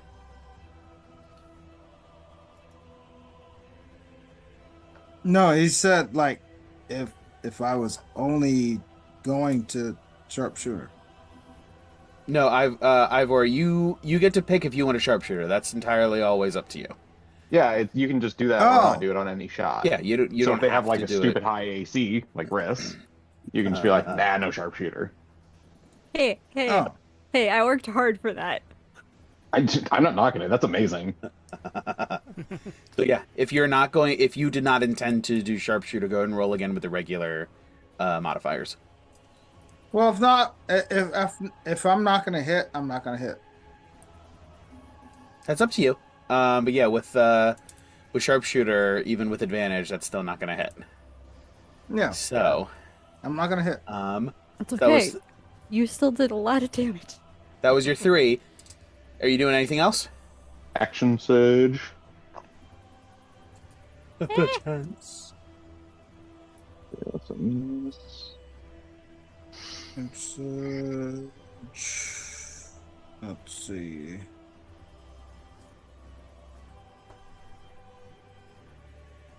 Well, I'm not close enough to melee. You can shoot, buddy. Yeah, you can shoot on an action Yeah. surge. You just get another have 2 your shots. gunner feat because you don't get disadvantage from someone being too close. Yeah. Yeah, I just get to shoot like a normal shot. Yeah, you can technically shoot 3 more times if you wish. Yeah. I do like to think that nat 20, because you are going for non-lethal shots, because let's be honest, with a gun that's pretty tricky. In my mind, you shot perfectly and hit the blade singing staff and made it go and hit Riss in the head. Clunk. Like just right in front. Bam! Definitely like a It's like- broken nose. There's definitely like the that shouldn't have worked, but it did. Yep. I have. Like I'm not trying to hurt my friend, but No, it's okay. They're It's trying to all hurt good. you. It's all in good All fun. right. Yep. You action surging. yeah, just to hit the other side of the helmet and making note that I will repair it later on. That's fine. Go for it. Specifically. 2 more attacks Haha. at advantage. Yep. You hit sharpshooter again, buddy. Are you sharpshooting or are you not? I am. You Oh, are? Okay. Okay. Sounds good. Not to worry. He still has advantage. Yes. Yes. So make sure you're rolling with advantage. Well, this time you hit normal bad news on this one. Okay, let me see. Yeah, you gotta make sure if you're doing sharpshooter, you have to make sure you're doing yeah. So if you're do 1 more sharpshooter attack. And then And then do another regular. yeah, just one more regular. Okay, so you're doing a regular. Woof. I would lucky point that, Yeah. sir, or else your gun's That's gonna still jam. Yeah, that's still I'm gonna lucky point that. Okay, 1 more. Damn. Dang. Ooh. Miss. Ooh. Those Hey, All right, so that That's was first 4th attack. attack. Yeah, give me a you It's okay. finished me off. Oh, for it. I You don't have- think you I'm have another going one. to this round. You have another attack, buddy. when you action surge, you I get have 2 one more. more? So, yep, you have another one. 26. Well, So close. Roll again. Roll again. You got advantage. Roll again. You got advantage. I'm Give you a scared. 16 or higher to hit. That's still massively high. Misses. Kabing, kabing. Are you going to do Yep. 1 more Unleash Incarnation? You can make 1 more if you want to burn another Unleash Incarnation. You can make it 1 more final strike, and then you're gassed for the round. But you might as well, because we get a long rest when we leave the book, right? Yep. Yeah, we Yes. get all our shit back, so. Ah, okay. There it is. That'll do. All right. Roll again. See if you crit. See if you crit. No, no. oh, Okay. roll again for damage or No. Because you have advantage. Always roll. When you have advantage, always roll twice. Okay. No, you didn't crit. Okay, yeah. So, Okay. 17 damage. That will put me down. Really? Oh no! Yeah, Oh. kind of 15 health. Like, no, when I said he could delete me in less than a round, I was not joking. I was really thinking that you got this in the No, bag. because, like, he totally put me on my back foot. Like, I was gonna have to, like, heal. Like, I was gonna heal next round. Like, I wasn't gonna attack him. Let's see. Wow. He rolled a 6. If he would have rolled like 3 less on any of those dice, you would still be up. Yeah, I You know, would I know. you would still be. I was so close. no. With 1 HP and a dream, but still up. Still Think up. about this. I was supposed to lose this battle.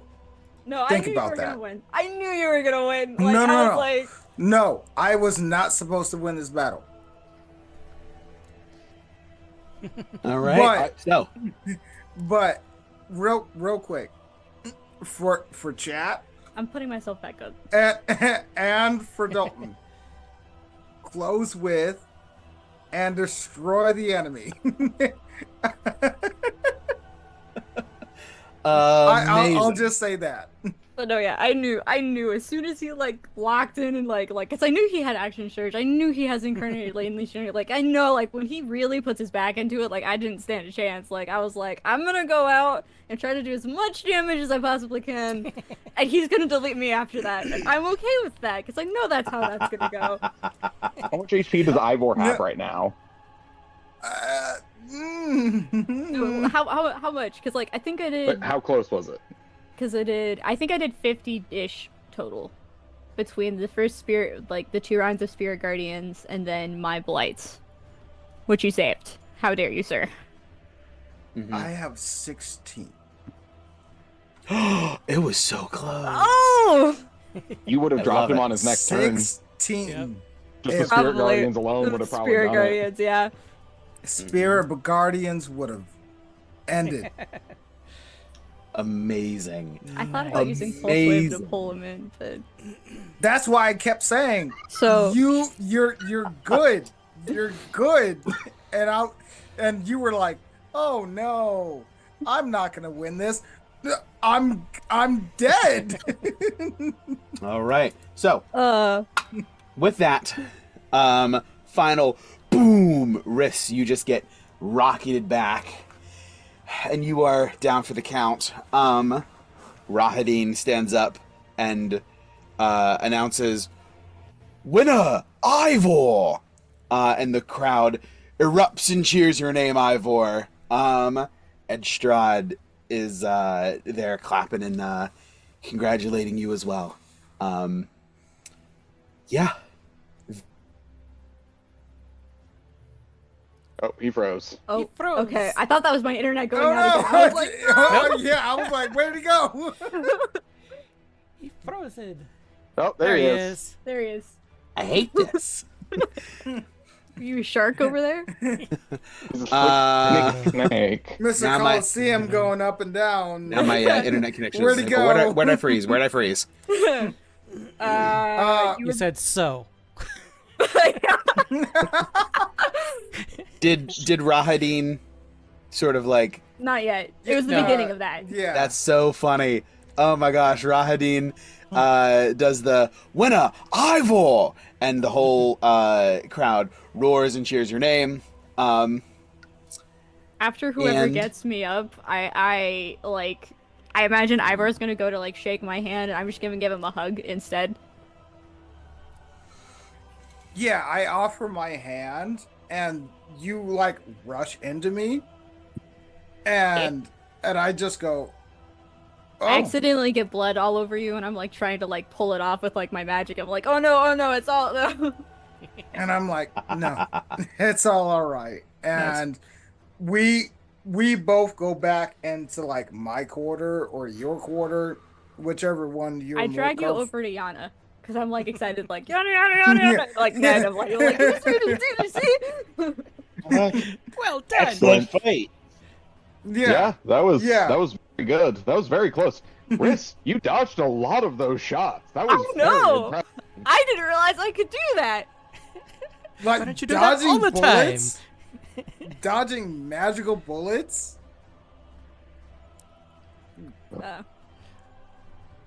It's Like, like all- inspecting the all- staff, like making sure that you didn't damage it. Like I'm trying to make sure that you're okay, Oh, I'm fine. I'm but fine. you're like dragging me back into your corner. I'm like, wait. It's like, wait, no, that- I need to I'm- heal you. Please stop. I was just gonna walk up to both of you, put hands on both your shoulders, and just dump a bunch of lay on hands into you. It was a good fight. It really was. Thank you. You guys all did great. You guys all did great too. It was super fun to watch. Honestly, I wasn't expecting myself to enjoy participating as much as I did, but it was really fun. Ivor, maybe we should do it again sometime. You know, when the world is not ending. Well, maybe not between me and you, but if it's a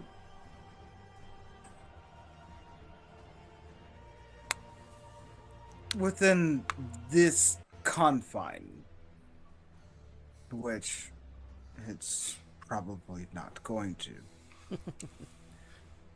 I'm I sorry. mean, it'd be fun to, how you say, spar together, maybe? I don't know. Spar. I technically can swing this, and, like, the blade song is off now, because I went down, but, like, so, like, they're badly, like, just, like, waving the quarterstaff around. Like, I technically can hit with this, too. No, I should probably practice with that. It has some holes drilled in it so that as you like swing it Stick a around, whistling stick? Yes, it whistles and warbles. Yes. It very much gives, like, child picking up sword for the first time vibes when they're, like, swinging it around. Like, I imagine Gawain looks at it and is like, stop. I can Stop. give you lessons. Yeah. No, No, I can give you I was lessons. just like, you're gonna hurt yourself. Like, please don't. Either Yana or Gawain. Fun Like fact. like as you're swinging it around, either one of them just like catches it and just goes, maybe for a later time. Just like Because it's a strength-based weapon when I'm not blade singing, I have a -2 to damage while I don't have the That's blade so singing funny. That's so funny. I It's a love it. +2 and then a -2 with the d6. Spinning it around, just whacks Gawain, just kind of doesn't hurt. Just like, just all right. Blade song on, just whacks him, just. Exactly. All right. As you guys are sort of reconvening and excitedly talking to each other, Sergei stands from his seat on the opposite, from where he's seated and where he's sort of milling about and engaging, and everyone in the crowd is like, like a hush falls over the crowd.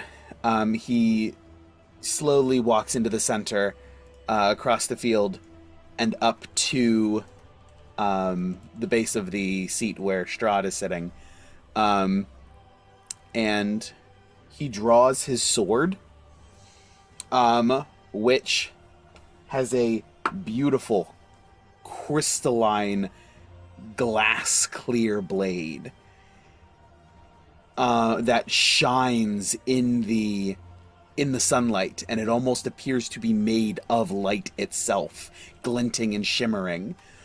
And he just sort of plants it tip down and says, well, this is all well and good, but how about you and I have a round, brother, for old time's sake? And everyone just, there's a hush. Everyone's like, and Rahadin just sort of looks to Strahd. A grin just sort of creeps across his face. He stands up.